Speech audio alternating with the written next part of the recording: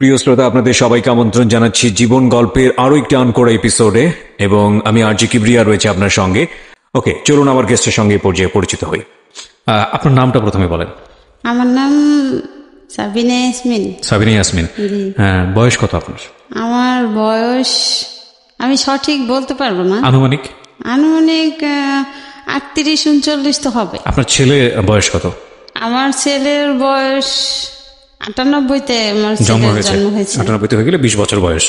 হ্যাঁ, তাই তো হয়। 20 বছর বয়স। উনি কি আপনার প্রথম ছেলে? জি, এই আমার একমাত্র ছেলে।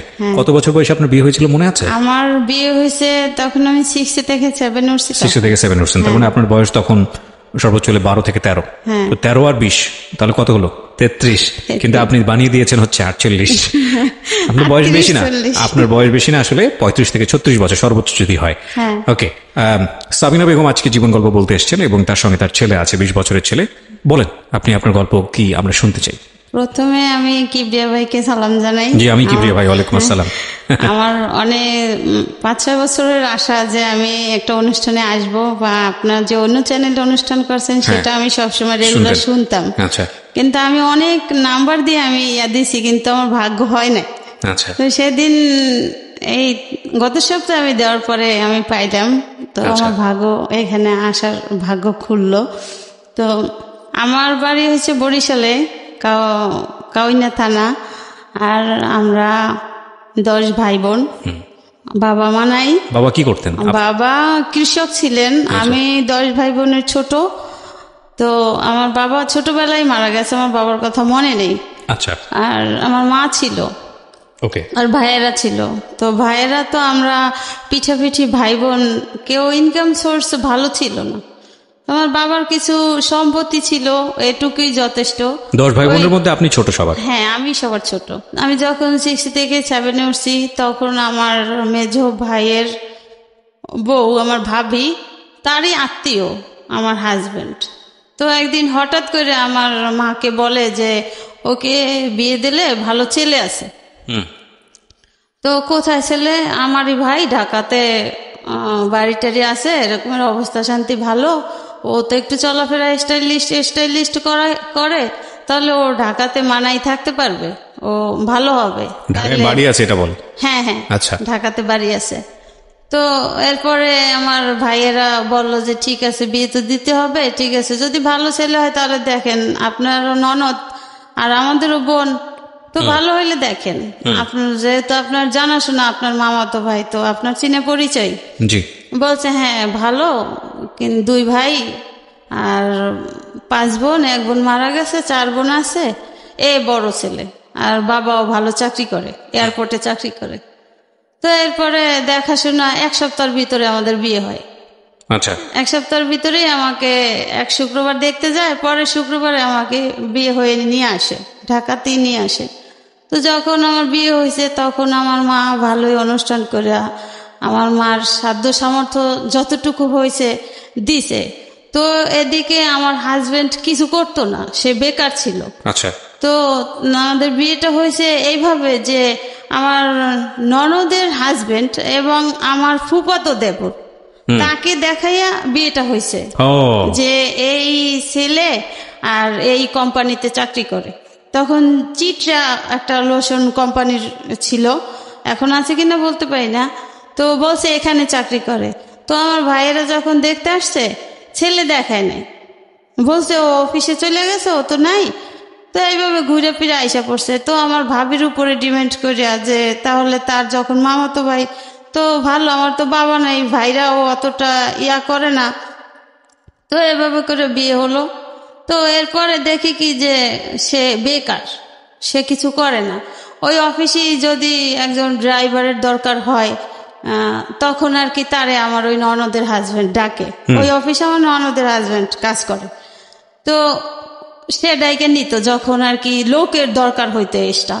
তো এইভাবে ঘোরাফেরা করে। তো আমার তো অতটা বয়স না, আমি তো ছোট মানুষ। এরপরে এদের ফ্যামিলিও বড়, আর ঢাকা শহরে আইসা, আমি গ্রামের মেয়ে, ঢাকা শহরে আইসা আটকা পড়ে গেছি। আমার ভালো লাগতো না, আমি কান্নাকাটি করতাম।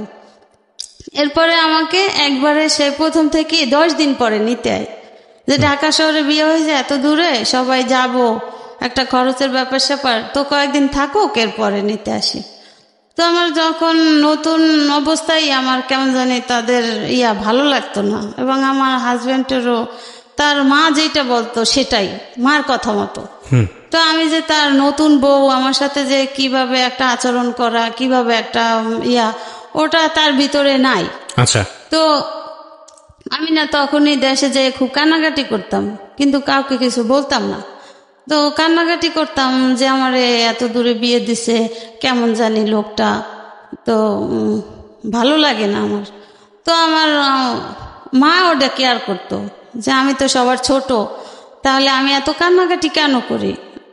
আর আমার হাজব্যান্ডকে দেখলে আমি ভয় পাইতাম। হ্যাঁ, তো এরপরে মা জিজ্ঞাসা করতো কি সমস্যা, আমি কই আমার না যাইতে ভাল লাগে না, কেমন জানি আমার ওইখানে থাকতে ভাল লাগে না। তো আমার ভাই বলে কি যে তো ছোট মানুষ, বিয়ে হয়ে গেছে, আর কোনোদিন তো তোমাকে ছাড়া থাকে না, এই জন্য ওর হয়তো থাকতে ভালো লাগে না। তো তুমি এই ব্যাপারে ওকে কিন্তু আশকারা দিও না। ছোট মানুষ, তুমি যদি এখানে থাকতে আশকারা দাও তাহলে আর শ্বশুর বাড়ি যাইতে চাইবে না। তো থাকতে থাকতে সয়ে যাবে, ঢাকা খোলামেলা থাকছে, গ্রামের বাড়ি খেলাধুলো করছে, এখন আটকা পড়ে গেছে, ওর ভালো লাগে না। তো এইভাবে করে মনে করেন 2-3 মাস থাকছি। 2-3 মাস থাকার পরে আবার আমি কান্নাকাটি করছি যাওয়ার জন্য, আমি মায়ের কাছে যাব, আমি এখানে থাকবো না। এবার আমার শ্বশুর আমাকে দিয়ে আসতো। শ্বশুর দিয়ে এসে আবার মনে করেন সপ্তাহ বা 15 দিন পরে আবার শ্বশুর গিয়া নিয়ে আসতো। আর আমার হাজবেন্ডের চলাফেরাটাও অতটা ভালো ছিল না, যে একটা স্ট্যান্ডার্ড ভাবে চলা, ঢাকা শহর, বাড়ি ঘর আছে, এরকমের যে চলাফেরা ওরকম আর না। সে একটু উগ্রপন্থীর লোক, এই জন্য আমার তেমন একটা ভালো লাগতো না। আর মনে করেন চোখ দুটো লাল লাল, আমার দেখলে খুব ভয় লাগতো। তো এইভাবে মনে করেন 5-6 মাস হয়ে গেল। 5-6 মাস হওয়ার পরে আমি কনসেপ্ট হইলো আমার এই বাচ্চা পেটে। তো এখন না আমি শুধু কান্নাকাটি করি, আমার ভালো লাগে না, আমার শরীর খারাপ লাগে, আমার খাইতে ইচ্ছা করে না, আমার বমি আসে। এইভাবে করতে করতে, কান্নাকাটি করতে করতে, তো আমার শ্বশুর খবর দিল আমার বাইরে যে তাহলে আমি তো এখন যাইতে পারবো না, তো আপনার বোন থাকতে চায় না, আইসা নিয়ে যান, আবার গিয়া কয়দিন থাকুক, তারপরে আবার আমি গিয়ে নিয়ে আসবো। তো এইভাবে করে আমি অসুস্থ খাওয়া দাওয়া করতে পারি না। এরপরে আমার এক ননদ, মানে যেই ননদের হাজবেন্ডের আমার বিয়ে হয়েছে, ওই ননদ আমাকে ডাক্তারের কাছে নিয়ে গেল। ডাক্তারের কাছে নেওয়ার পরে টেস্ট করার পরে বলছে আপনাদের সুখবর, কিন্তু আপনাদের যেহেতু আপনাদের ভাবি তো বাচ্চা মানুষ, এর কাজটা তো ঠিক হয় নাই। যাই হোক, এখন আপনারা সাবধানে থাকবেন, এর প্রতি যত্ন নেবেন। তো এই কথা শোনার পরে আমি কান্নাকাটি শুরু করে দিছি, আমি কিভাবে কি করব, এটা কেন হবে, এটা কিভাবে হবে, এভাবে আমি প্রশ্ন করি। তো এরপরে আমার ভাই আইসা আমাকে নিয়ে গেল দেশে যাওয়ার পরে মনে করেন আমার স্বামী বেকার, তেমন একটা আমাদের কেয়ার করে না, সে তার মায়ের কথা মতো চলে, তার যখন মন চায় সে ঘরে আসে, না মন চায় না আসে, সে বাহিরে থাকে, এভাবে করে। মানে সে বিয়ের আগেও যেভাবে কইরা আসছে, তো বিয়ের পরেও সেটাই করতেছে। তাকে বিয়ে করছে যে সে ঘরে আসবে, সে কাজবাজ ঠিক মতো করবে, কিন্তু তার ভিতরে সেটা নাই। সে যে এখন একজন বাবা হতে যাচ্ছে, সে অনুভূতি তার নাই। তো সে আগে যেভাবে চলে আসছে ওভাবেই সে চলতেছে, তখনও কিছু করে না, কাজকর্ম করে না, তখনও সে কিছু করে না। তো এরপরে মনে করেন ওই যখন যেই কাজে কেউ ডাকে ওই কাজ করে, এমনি সে রেগুলারলি একটা চাকরি বাধা করা সেটা সে করে। ঢাকাতে কি বাড়ি ছিল? হ্যাঁ, ঢাকাতে বাড়ি আছে। কোথায়? এয়ারপোর্টের কোথায়, কোন এলাকায়? এয়ারপোর্টে রেল লাইনের ওই পারে, মোল্লাটেক। আচ্ছা, ঠিক আছে, বলেন। এরপর আমার শ্বশুর বিমানে চাকরি করে এয়ারপোর্টে। তো এরপরে তো বাচ্চা পেটে, এখন আমি অসুস্থ, দিনে দিনে আরো অসুস্থ হয়ে যাচ্ছি, খাওয়া দাওয়া করতে পারতেছি না। এরপরে আমার ভাইকে খবর দেওয়ার পরে আমার ভাই এসে আমাকে নিয়ে যাওয়ার পরে এরপর কয়দিন পরে ওর বাবা গেছে, ওর বাবা যাই 2-3 দিন থেকে চলে আসছে, আমি আর আসিনি। তো আমার ভাবিরাও বলে যে ছোট মানুষ, দেখো তুমিও নাকি তেমন একটা কেয়ার করো না, তুমি এরকমের করো, আমরা তো জানি যে তুমি ভালো একটা চাকরি করো, কিন্তু এটা যাই না, আমরা তো বিয়ে দিছি, এখন তুমি স্বামী, তুমি যদি চাকরি না করো আর যদি কাজ বাজ না করো, তোমার যদি ইনকাম না থাকে, তাহলে সে বউয়ের মূল্যটা কেমন থাকে। হ্যাঁ, তো এদিকে মনে করেন আমার শাশুড়ি নাকি আমাকে পছন্দ করতো না। এটা মনে করেন আমার শাশুড়ি আর শ্বশুর দুইজনে মানে ইয়া কইরা, আমার শ্বশুর আমাকে পছন্দ করে নিছে, আর আমার শাশুড়ি চাইছিল তার বোনের মেয়ে আনতে তার ছেলের জন্য। তো এখন আমি যেটা মনে করি, হয়তো সেজন্য আমার স্বামী এরকম করতো আমার সাথে, বা সে তার মায়ের কথা শুনতো, মা যেভাবে বলতো সেইভাবে চলতো। তো এরপরে তো আমি দেশে যাওয়ার পরে এভাবে করতে করতে আমার হাজব্যান্ড 2-3 বার গেছে, যাই আসছে, আমি আর আসি নাই, আমি আসতে চাই না, কান্নাকাটি করি। এবার আমার মা বলে যে ঠিক আছে, বিয়ে তো আমি দিছি। আমার ভাইয়েরাও রাগারাগি করে, কেন যাবে না, কেন যাইতে চাবে না, এরকম রাগারাগি করে। তো আমার মা বলছে ঠিক আছে, কোনো সমস্যা নাই, ছোট মানুষ, এখন যেহেতু বাচ্চা কাচ্চা হবে, থাক আমার কাছে। আর এই অবস্থায় তো মেয়েরা মায়ের কাছেই থাকে, তো আমার কাছেই থাক। যদি আল্লাহ ভালো করে, সুস্থ করে, তখন আস্তে ধীরে বুঝ হবে, তখন আরো একটু বয়স হবে, বাচ্চার মুখ যখন দেখবে তখন তার অন্য রকমের ফিলিংস হবে, সে এমনিতেই সাইডেই শ্বশুর বাড়ি যাবে। তো এইভাবে করতে করতে মনে করেন আমার ছেলেটা হইল। এর ভিতরে আমার স্বামী মনে করেন যে যাইতো, কিন্তু আমার জন্য একটা সে লাল সুতাও নিয়ে যাইতো না, সে সম্পূর্ণ তার মায়ের পরামর্শ। যখন যা দরকার হইতো, একটা খাবার জিনিসের দরকার হইলে আমার শ্বশুর সেটা বহন করতো। তো এভাবে মনে করেন এখন বাচ্চা হয়েছে, বাচ্চা ওর যখন 11 দিন বয়স, তখন আমার দেশের বাড়িতে, আমার শ্বশুর বাড়ি বরিশাল কাশীপুর, তো ওখানে আমার এক চাচা শ্বশুর থাকতো, আর এমনি চাচতো চাচা আশেপাশে। তো ওর 11 দিন যখন বয়স, তখন ওই বাড়ির আমার এক চাচা শ্বশুর মারা যায়। তো মারা যাওয়ার পরে আমার হাজবেন্ড গিয়ে আমাকে নিয়ে আসে যে আমাদেরও আছে এবং হিন্দু তারা ধর্মে। তো আমার মা ভাবি এরা বললো যে ঠিক আছে যাও, তুমি কান্নাকাটি করো না, তোমার যদি ভালো না লাগে তুমি বলবা, আমরা গিয়ে নিয়ে আসবো, যেই যাও একজনে গিয়ে নিয়ে আসবে, তো তুমি কান্নাকাটি করবা না। আর তোমার শ্বশুর যেহেতু তোমার সাথে আছে, তোমার কিসের ভয়, কিসের চিন্তা, যা কিছু দরকার হয় সে না দেয় না দেখ, তুমি তার কাছে বলবা। তো আর এখন তো বাচ্চা হয়েছে, এখন সে চেঞ্জ হয়ে যাবে, সমস্যা নেই, মানুষ এক সময় এক রকমের থাকে না। তো এরপর মনে করেন সেই চাচা শ্বশুর দেশের বাড়ি গেলাম, যাওয়ার 2-3 দিন পর আমার হাজবেন্ডটি নিয়ে আসলো ঢাকাতে। ঢাকাতে নিয়ে আসলো, সেই একই বাচ্চা। তখন বয়স কত? মনে করেন 15 দিন হয়েছে। 15 দিন। নাম কি রাখলেন? ওই দিন নাম রাখা হয়েছে ওই সময়?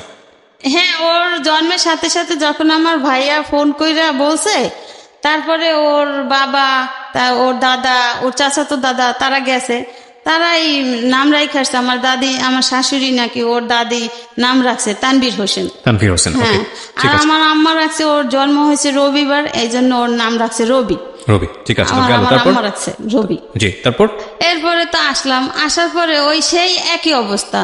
এদিকে আমিও তো মনে করেন ছোট মানুষ, ঘুমাইতে পারি না, আমারও অশান্তি লাগে। আপনার তখন 13-14 বছর বয়স যখন আপনার বিয়ে হয়েছে? হ্যাঁ হ্যাঁ। মনে করেন আমার আর সংসারের কাজও আমার করতে হয়। ওই যে আমার শাশুড়ি যে আমাকে পছন্দ করতো না, ওইটা তো আমি বুঝতাম না যে সে আমাকে পছন্দ করতো না।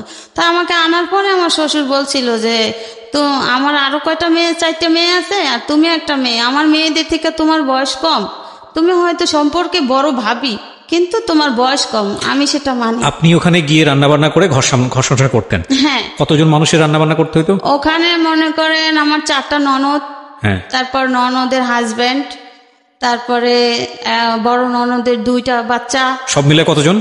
শ্বশুর শাশুড়ি, আমি, আমার হাজবেন্ড, এই সবগুলো মানুষের রান্না বান্না আপনার করতে হতো? হ্যাঁ, আমার করতে হতো। 13-14 বছর বয়স, খেয়াল করবেন কিন্তু বাচ্চা আছে একটা কোলে। হ্যাঁ, তখন লাকড়ির চুলে রান্না করতে হতো। তো আমার জীবনে তো আমি মনে করেন দেশের বাড়ি থাকলেও আমি মায়ের ছোট, আবার ভাবিরা আছে, আমার তো কখনো কাজ করতে হতো না, আমি তো ঘুরতাম আর খাইতাম। জি। এরপরে মনে করেন যে ওই রান্না করতে হইতো, যে ওই যে কাঠের লাকড়ির চুলায় যে ভুসি গাদাইয়া রান্না করে না, যে গুড়ি দিয়া, কাঠের গুড়ি, ওগুলো তো আমি পারতাম না, তো ওগুলো আমার করতে হইতো। আমি কেন রান্না বসাইতো, আমার 5 ঘন্টা আমার রান্না হইতো না, চুলা জ্বলতো না, আমি চুলা ফুগাইতে ফুগাইতে লাল হয়ে যেতাম। বুঝতে পেরেছি। আপনি গেলেন, তারপর গিয়ে দেখলেন আপনার হাজবেন্ড আগের মতোই? হ্যাঁ, আগের মতোই। তো এখন মনে করেন এখন আমার বাচ্চার দুধেও হয় না, এখন বাচ্চার আলগা খাবার খাওয়াইতে হবে। এখন আমার স্বামী তো ইনকাম করে না, কি করবে? এরপরে সব দায়িত্ব আমার শ্বশুরেরই। তো আমার শ্বশুরও মাঝে মাঝে আমার স্বামীকে রাগ করতো যে এখন বাচ্চা কাচ্চা হয়েছে, বিয়ে শাদী করাইছি, এখনো আমি তোরেও পালমো, তোর বউও পালমো, বাচ্চাও পালমো, হ্যাঁ, যা তুই ঘর থেকে বের হয়ে যা।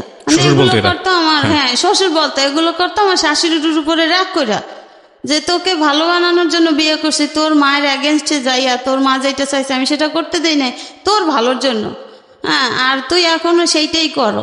তা আমি অনেক কষ্ট করে, মনে করেন যখন বাচ্চাকে আলগা খাবার খাওয়াইতাম, আমার শ্বশুর তখন মিল্কভিটা দুধ ছিল, হ্যাঁ, এক প্যাকেট 1 পোয়া দুধ এনে দিলে আমার ননদরা সেটা হিসাব দিত যে এটা 2 দিন খাওয়াবেন।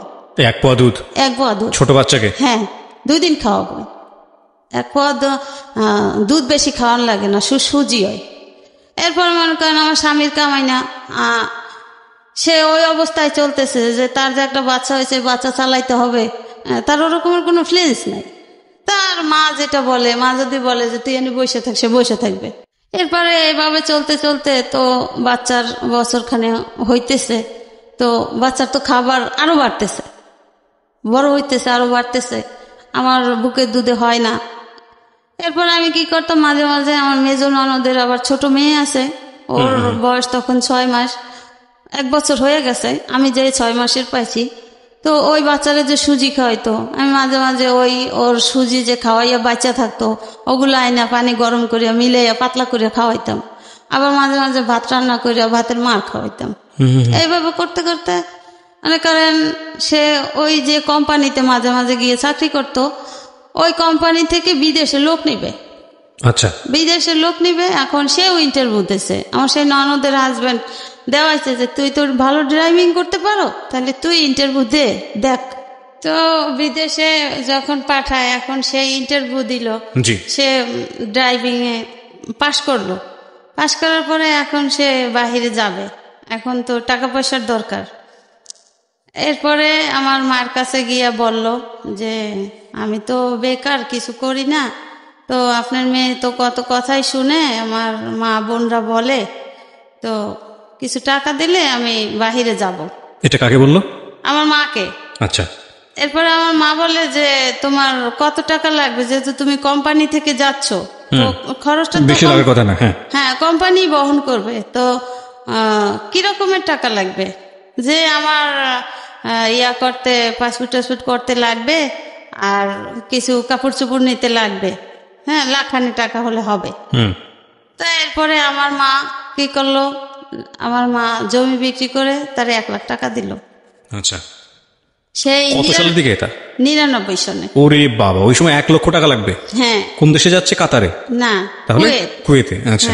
তো এরপরে আমার মা বলছে যে কতদিন লাগবে, যে এখন যেহেতু আমি ইন্টারভিউতে টিকছি, আমার তো ভিসা আইসা গেলে আমি চলে যাব, তো আমি 13 নম্বর সিরিয়ালে আছি, তো তোমার কত দিনে লাগবে?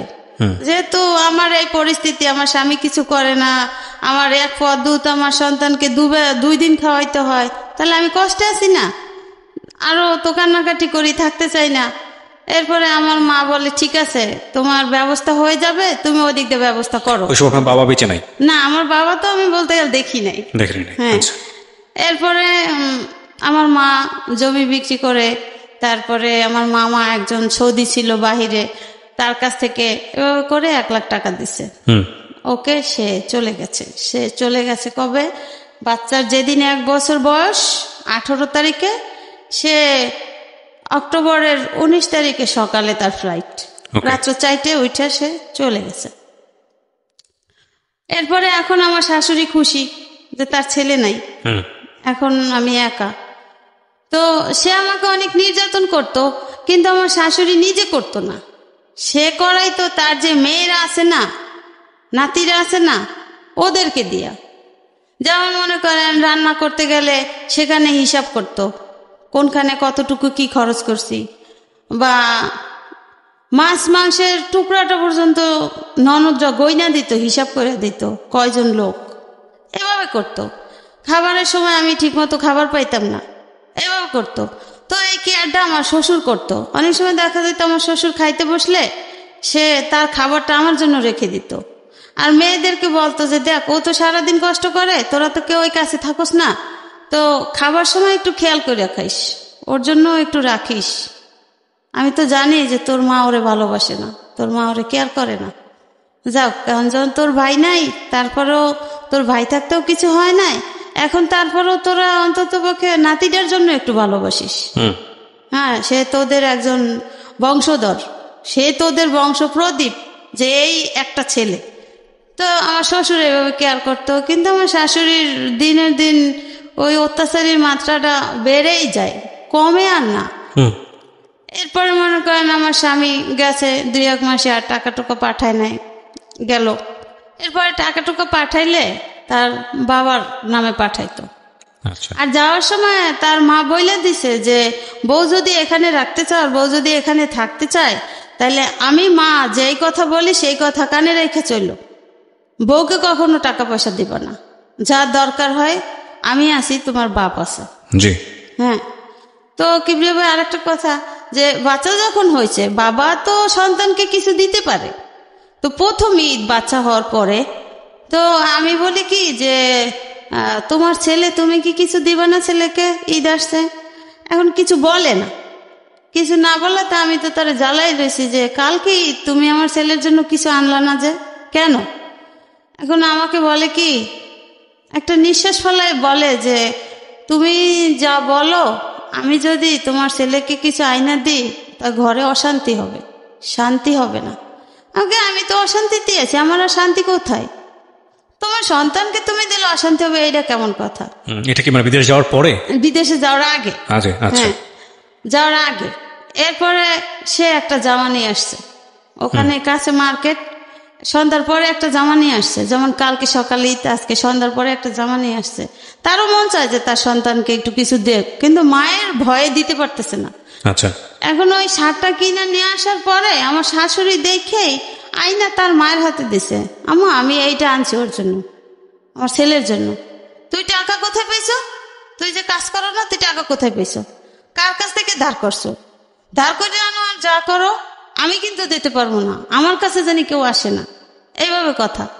এখন আমারে বলে যে দেখছো, আমি কিন্তু কাজ করছি, রঙের কাজ করছি। সে তো এইখানে সেইখানে যখন যেটা পাইতো ওইটা করতো, যখন যে ডাকতো। যে আমি তখন জিজ্ঞাসা করছি যে আসলে আপনি টাকা কোথায় পেয়েছেন? কয় আমি কাজ কইরা রাখছি, একটা শার্ট আর কত টাকা, 100-150 টাকা। যাই হোক, এরপর আমার শ্বশুর বলে কি, মানে আমার শাশুড়ির জ্বালায় বলে তোর আনার দরকার কি ছিল, আমি আছি না, আমি তো আইনা দেবো, আমার একটা নাতি, আমি কি আইনা দেবো না? আমি তো আইনা দেবো, আমি তো আইনা দিছি, তোর আনার দরকার কি? তুই আইনা এখন বউরে এত কথা কেন শুনো?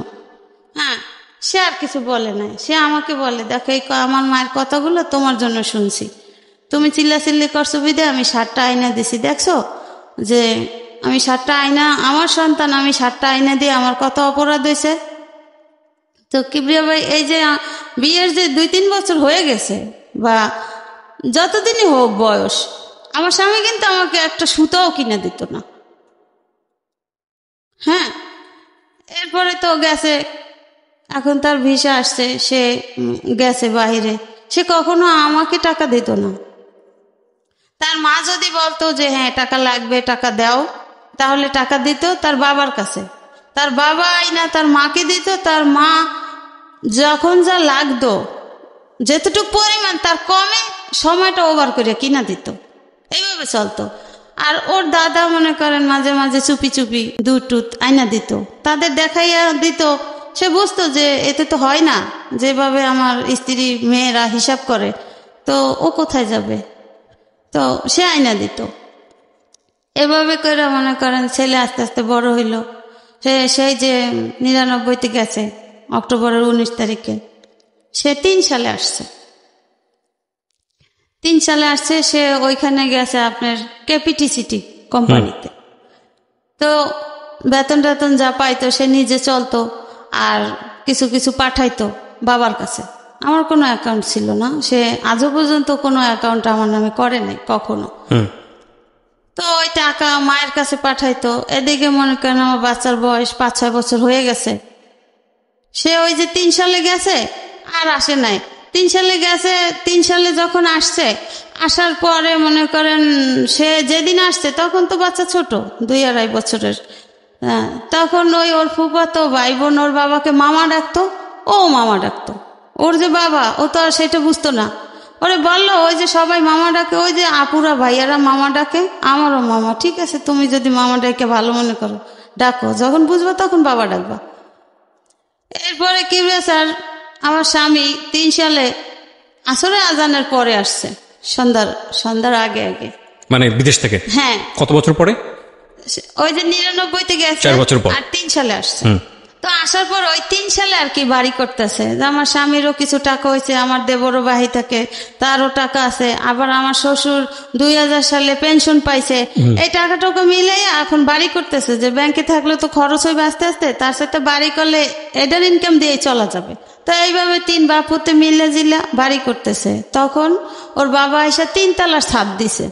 তো যেদিন ভাই আসছে সেদিন সারা রাত্র আমার শাশুড়ি আমার স্বামীর আমার কাছে আসতে দেয় নাই, সে ছাদে রাখছে। বাড়ির কাজ চলতেছে, রড পাহারা দিতে, রড চুরি হয়ে যায় এই জন্য। তা আমি তো ছেলে নিয়ে ঘুম, আমি আর বুঝতাম না যে আমার শাশুড়ি যে আগেও চায় না যে আমাদের স্বামী স্ত্রীর মিল থাকুক বা আমরা ভালো একটা হ্যাপি জীবন যাপন করি, ওটা সে কখনো চায় নাই। ওই যে তার স্বামীর সাথে সে বলছে যে আমি শান্তিতে থাকতে দেব না, সে তার জিতটাই বহল। তা আমার তার অত দূর বোঝার মতো বয়স হয় নাই, আমার তো অত দূর বোঝার ক্ষমতা নেই। তো এরপরে আমার যাক ভালো কথা, আমার শাশুড়ি যেটা বলে ওতেই আমি খুশি। কিন্তু এদিকে মনে করেন এত বড় সংসারে সম্পূর্ণ কাজ আমার করতে হয়। এর ভিতরে আমার শ্বশুর আমাকে হেল্প করে, মাঝে মাঝে সে থালাবাটি ধুইয়া দেয়, সে একটা কাজ কইরা দেয়, ঘরে দেখলো ময়লা সে নিজে ঝাড়ু দিয়ে দেয়। এইভাবে আমার শ্বশুর মারা গেছে, সে নাই। এরপরে মনে করেন আসলো, এখন রাতটা তো ওভাবে গেল, সে সারা রাত্র নিয়ে মা ভাই বোন মা সবাই গল্প করলো। আমি তো রাতের বেলা উঠে কিছুক্ষণ পর পর দেখি সে এখনো রুমে আসে নাই। ঠিক আছে, সে তার মায়ের সাথে গল্প করে করুক, আমি আমার ছেলে নিয়ে ঘুমায় আছি। তো এরপরে এখন দেখা যায় কি যে ওই দিনের বেলাও যে মনে করেন আমার হাজবেন্ড আমার কাছে আসলে যে তার একটা ভালো লাগা, ওই জিনিসটা আমার শাশুড়ি সহ্য হয় না। তখনই সে ডাকাটাকি শুরু করে দেয়, হ্যাঁ এই কাজটা কর ওই কাজটা কর, বোর কোনো কাজ নাই, রুমে যাইয়ে ঢুকছো, এই করছো সেই করছো। তো একদিন মনে করেন বিকালবেলা আমার নিজে কানে আমি শুইনা ফেলাইছি, আমার শ্বশুর আমার শাশুড়িকে বলে যে আচ্ছা তুমি কি এরকমের বয়সের ছিলে না, তুমি ছেলেটা এত 2-3 বছর পর বিদেশ থেকে আসছে, তুমি সারা রাত্র নিয়ে রাখলা ছাদে, এরপরে এখন একটু বোর কাছে আসতে দাও না, কথা বলতে দাও না, এটা কেমন? তোমার কি এর বয়সটা ছিল না? আপনার হাজবেন্ডই বা শুনতো কেন ওনার মার কথা? মা যা বলতো সেটাই শুনতো সবসময়? মা যেটা বলতো সেটাই শুনতো, আর সে তার খালাতো বোনকে পছন্দ করতো। ও আচ্ছা আচ্ছা, ঠিক আছে। এখন মা বলতো যে ওই মেয়েই তোর জন্য আনবো, ওই মেয়েই তোর জন্য আনবো, যেভাবে এরে তারাই দিব, এরে রাখবো না। ও ওকে, হ্যাঁ এটা তোর বাপের পছন্দ, আমার পছন্দতে আমি তোরে বিয়া দেব, আমি ওই মেয়েই আনবো, আমার বোনের মেয়েই আনবো তোর জন্য। তো এইভাবে এই জন্য এইটা মনে করেন কিবরিয়া ভাই আমি অনেক পরে জানতে পারছি, ওই যেই মেয়ে পছন্দ করতো ওই মেয়ের কাছ থেকে। ঠিক আছে, তারপর কি হলো? শ্বশুর বলল মনে করেন দিনের বেলা সে এরকমের করতো। এরপরে সে মায়ের সাথে রাগ কইরা আমার দেশের বাড়ি চলে যায়, আমাদের বাড়িতে মায়ের সাথে ঝগড়াঝাটি কইরা যে আমার মা কেন এমন করে, আমি এত বছর পর বিদেশ থেকে আসছি, আমার মা তো আমার বউর সাথে মিশতেই দেয় না, কারণটা কি? সে আমি আমার বউর পাশে বসলো আমার মায়ের জ্বালা হয়ে যায়, কেন এমন কেন করে? এসে রাগ করিয়া আমার মায়ের কাছে গেছে, যাইয়ে বলছে যে আম্মা এই ব্যাপার, আমি রাগ করে আসছি। মনে করেন বিদেশ থেকে আসার 3-4 দিন পরে। এরপরে সে সপ্তাহখানে আমাদের ওইখানে থাকছে, থাকার পরে সে আসছে তার মামাতো বোনের কাছে মোহাম্মদপুরে, এই মোহাম্মদপুরেই শ্যামলী বাড়ি আছে।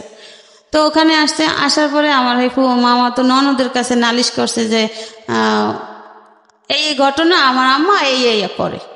তো আমার এই ননদের হাজব্যান্ডরে নিয়ে বাসা আসছে, বাসা আসার পরে আমার ননদের হাজব্যান্ড জিজ্ঞাসা করে যে ফুপা মা আপনি এরকমের কেন করেন, আপনার পছন্দ হোক বা না হোক বউ তো আর দেখতে খারাপ না, বা আপনার এমন না যে ফুপায় গরিবের ঘরের মেয়ে টাইনে আনছে আপনার পছন্দ হয় নাই, এটা তো অপছন্দর কিছু না, আমরা তো দেখতেছি বউ বেশ ভালো, আপনার সংসারটা ম্যানেজ করে সে চলতে আছে, সে যদিও আপনার মেয়েদের থেকে বয়সে ছোট কিন্তু সম্পর্কে বড়, তারপরও গ্রামের মেয়ে চালু আছে, কাজ কাম সবই তো আপনার কইরা যাইতে আছে, তাহলে আপনি কেন এমন করেন? এইভাবে করতে করতে কিবরিয়া ভাই সে 2 মাসের ছুটি আনছিল, সে মায়ের জ্বালায় আর থাকতে না পাইরা সে মনে করেন 15 দিনের মাথায় আবার চলে গেছে, সে আর থাকে নাই, 15 দিনের মাথায় আবার চলে গেছে। যাওয়ার পরে যখন গেছে তখন আমারে বলছে কি যে যদি আমার মায়ের জ্বালা যন্ত্রণা সহ্য করে তুমি থাকতে পারো ছেলেকে নিয়ে তাহলে থাইকো, আর যদি না থাকতে পারো তাহলে তুমি চলে যাও। এখন মনে করেন ওদিকে আমার বাবা নাই, আমার মা অসুস্থ, স্ট্রোক করে অসুস্থ হয়ে গেছে। তো আমার মায়ের সেবা কে করে? আর আমার ভাইরা আছে, সবাই বিয়ে শাদী করছে, সবাই সংসার আছে, সবারই মোটামুটি আয়। এখন আমি যে বাচ্চাটা নিয়ে যে বাবার বাড়ি যাই উঠবো, ওরকমের তো আমার টেক কেয়ার করার মতো আমার কেউ নাই, তাহলে আমি কোথায় যাব? আর এখানে যাই হোক আমার শ্বশুর তো আছে, আমার শ্বশুর আমার পাশে আছে, যাই হোক তার নাতির জন্য সেই দেখবে, আমার এত চিন্তা করার কিছু নেই। এইভাবে করে যে আর যদি আমি পারি তাহলে বাচ্চা নিয়ে আমি তোমাকে নিয়ে যাব, আর যদি না পারি তাহলে আমি আর জীবনে বাংলাদেশে আসবো না। এই কথা সে আমাকে বললেন। যাওয়ার পরে মনে করেন এর ভিতরে সে আর আসে না বাংলাদেশে। এমনি মনে করেন টাকা পয়সা দেয়, ছেলের 5-6 বছর বয়স হয়ে যাইতেছে, ছেলে স্কুলে ভর্তি করে না। আমার শাশুড়ির কথা হচ্ছে সে সরকারি প্রাইমারিতে ভর্তি করবে। আর আমি বলি কি যে আপনার মেয়ের ঘরের নাতিরা তারা ভালো ভালো স্কুলে পড়ে, কলেজে পড়ে, তো আমার ছেলেটা কেন প্রাইমারিতে পড়বে? তার ঢাকা শহরে বাড়ি আছে, তার বাবা বিদেশে টাকা ইনকাম করতেছে, তো কেন সে প্রাইমারিতে পড়বে? তাকে একটু ভালো স্কুলে ভর্তি করা যায় না? আমি আমার ছেলেকে ভালো স্কুলে ভর্তি করব, আমি প্রাইমারিতে দেব না। এইভাবে করতে করতে মনে করেন ওর যখন 6 বছর বয়স তখন স্কুলে ভর্তি করে। এখন দেখে যে আশেপাশের মানুষও খারাপ বলে, ওর সাথে যত বাচ্চারা তাদের স্কুলে দেয়, ওকে স্কুলে দেওয়া হচ্ছে না। এরপরে ওকে সেই বাড়ির কাছেই কেজি স্কুলে দেয়, মোল্লারটাক স্কুল, ওই স্কুলে দেয়। দিলেও মনে করেন যে ওর বাবা যে টাকা পয়সা পাঠায়, ওর কোনো এক্সট্রা খরচ তারা দেয় না। স্কুলে মাস গেলে বেতন হইলে মনে করেন বেতনের বই দেখে তারা লেখা হিসাব করে তারা টাকা দেয়। এইভাবে করে, যাই হোক এইভাবে করতে করতে করতে করতে ওর বাবা তো ফোন দেয়, কথা বলে। হ্যাঁ, এর ভিতরে মনে করেন আগে তো চিঠির যুগ ছিল, ফোন টোন ছিল না, চিঠি দিতাম। তো ওই চিঠি দিলে তাদের কাছে চিঠি আসলে ওই চিঠি তারা পড়তো, তারপর আমাকে দিত যে চিঠিতে ছেলে কি লেখছে, আবার টাকা টোকা দিচ্ছে কিনা। এভাবে তারা পয়রা চিঠি দেখা তারপর আমাকে দিত। যদি প্রয়োজন মনে করতো যে হ্যাঁ চিঠিটা দিব, তার স্বামী দিছে, তাহলে দিত। আর যদি প্রয়োজন না মনে করতো তাহলে তারা আমাকে বলতো না যে চিঠি আসছে। তো আবার নেক্সট টাইমে যদি 1 মাস 2 মাস পর আবার চিঠি দিত, তখন চিঠিতে বলতো যে তোমাকে আমি গত মাসে চিঠি দিলাম, তুমি তো চিঠি রিপ্লাই করলে না কেন? তা আমি তো জানতাম না। আমি আবার চিঠি দিলে তখন বলতাম যে আমি তো কোনো চিঠি পাই নাই, আমি তোমার চিঠির জবাব কিভাবে দিব? তো এইভাবে করতে করতে আমাদের ঘরেও ফোন আসছে, ল্যান্ডফোন। তো ল্যান্ডফোনে কি ভাই এরা করতো কি যে আর এক রুমে আর একটা ফোন লাগাইতো। ও মানে আরিপাত্ত। হ্যাঁ, ফোন লাগাইতো। তো আমি না লজ্জায় কিছু বলতাম না। তো কেমন জানি ওই যে আমাদের ঘরেরই বাচ্চারা হইচই করতো, ওই শব্দ পাইতাম। তা আমি বলতাম কি আচ্ছা আপনি তো, আমি আপনি করে বলতাম, তো আপনি তো বিদেশে গেছেন সেই কত বছর হয়েছে আর আসেন না, তাহলে কি আপনি ওখানে বিয়ে টি করছেন নাকি? এই যে বাচ্চাদের হইচই শোনা যায়, তাহলে ওখানে আপনার বাচ্চারা আছে চেঁচামেচি করতেছে। তা হাসিয়ে দিত, বলতো যা পাগল কি বলো? আমাকে হ্যাঁ এই যে বাচ্চাদের শব্দ হয়। না হয়তো তোমার ওখানে হয়তো ওরা মানে বাচ্চা শব্দটা আপনার ফোনে চলে আসতো, পাস হইতো ওই যে পাশ থেকে বুঝতে পেরেছি। তো এর ভিতরে একদিন আমি আর ওইটা বুঝতাম না, ওই বাচ্চাদের চেঁচামেচি ওইটাই শুনতাম, তারে প্রশ্ন করতাম, আমি আর কিছু বলতাম না। এরপরে আমার এক ভাগ্নি বলে যে মামি তুমি মামার সাথে কি বলো, আমার আম্মু খালামণিরা সব শোনে। কোথায় শোনে? কেন? ওই যে ওই রুমে ফোন আছে না, মামা ফোন দিলে আম্মু খালামণি আমরা সবাই শুনি তুমি কি বলো। It's very bad. তো এইভাবে করতো। তো এই কথা আমি শোনার পরে আমি আর কিছু বলতাম না। আবার ওই মেয়ে বলছে কি মামি আম্মুকে বললো না, তাহলে আমাকে মাইর দিবে। ঠিক আছে, বাচ্চা মানুষ বলছে, আমি তো জানতে পারলাম কথাটা। তো এরপরে ফোন দিলে আমি না কিছু বলতাম না, চুপ করে দাঁড়াই থাকতাম। তো বলতে কি ব্যাপার, কিছু কথা বলছো না যে? আমি বলছি কি বলবো আপনিই বলেন, আমি শুনি, আমার কিছু বলার নাই। তো এইভাবে করতে করতে হয়তো বা সে বুঝতে পারছে যে হয়তো কোনো সমস্যা, যে কোনো কথার জবাব দেয় না। সে বলে আমাকে বলতে, তার কিছু বলার নাই।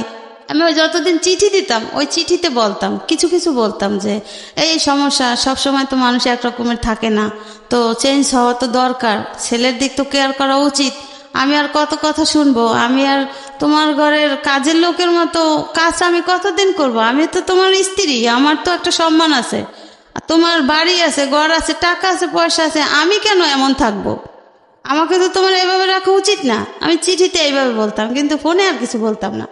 এরপরে যখন মোবাইলের যুগ আসলো, সে তো আর বাংলাদেশে আসে না।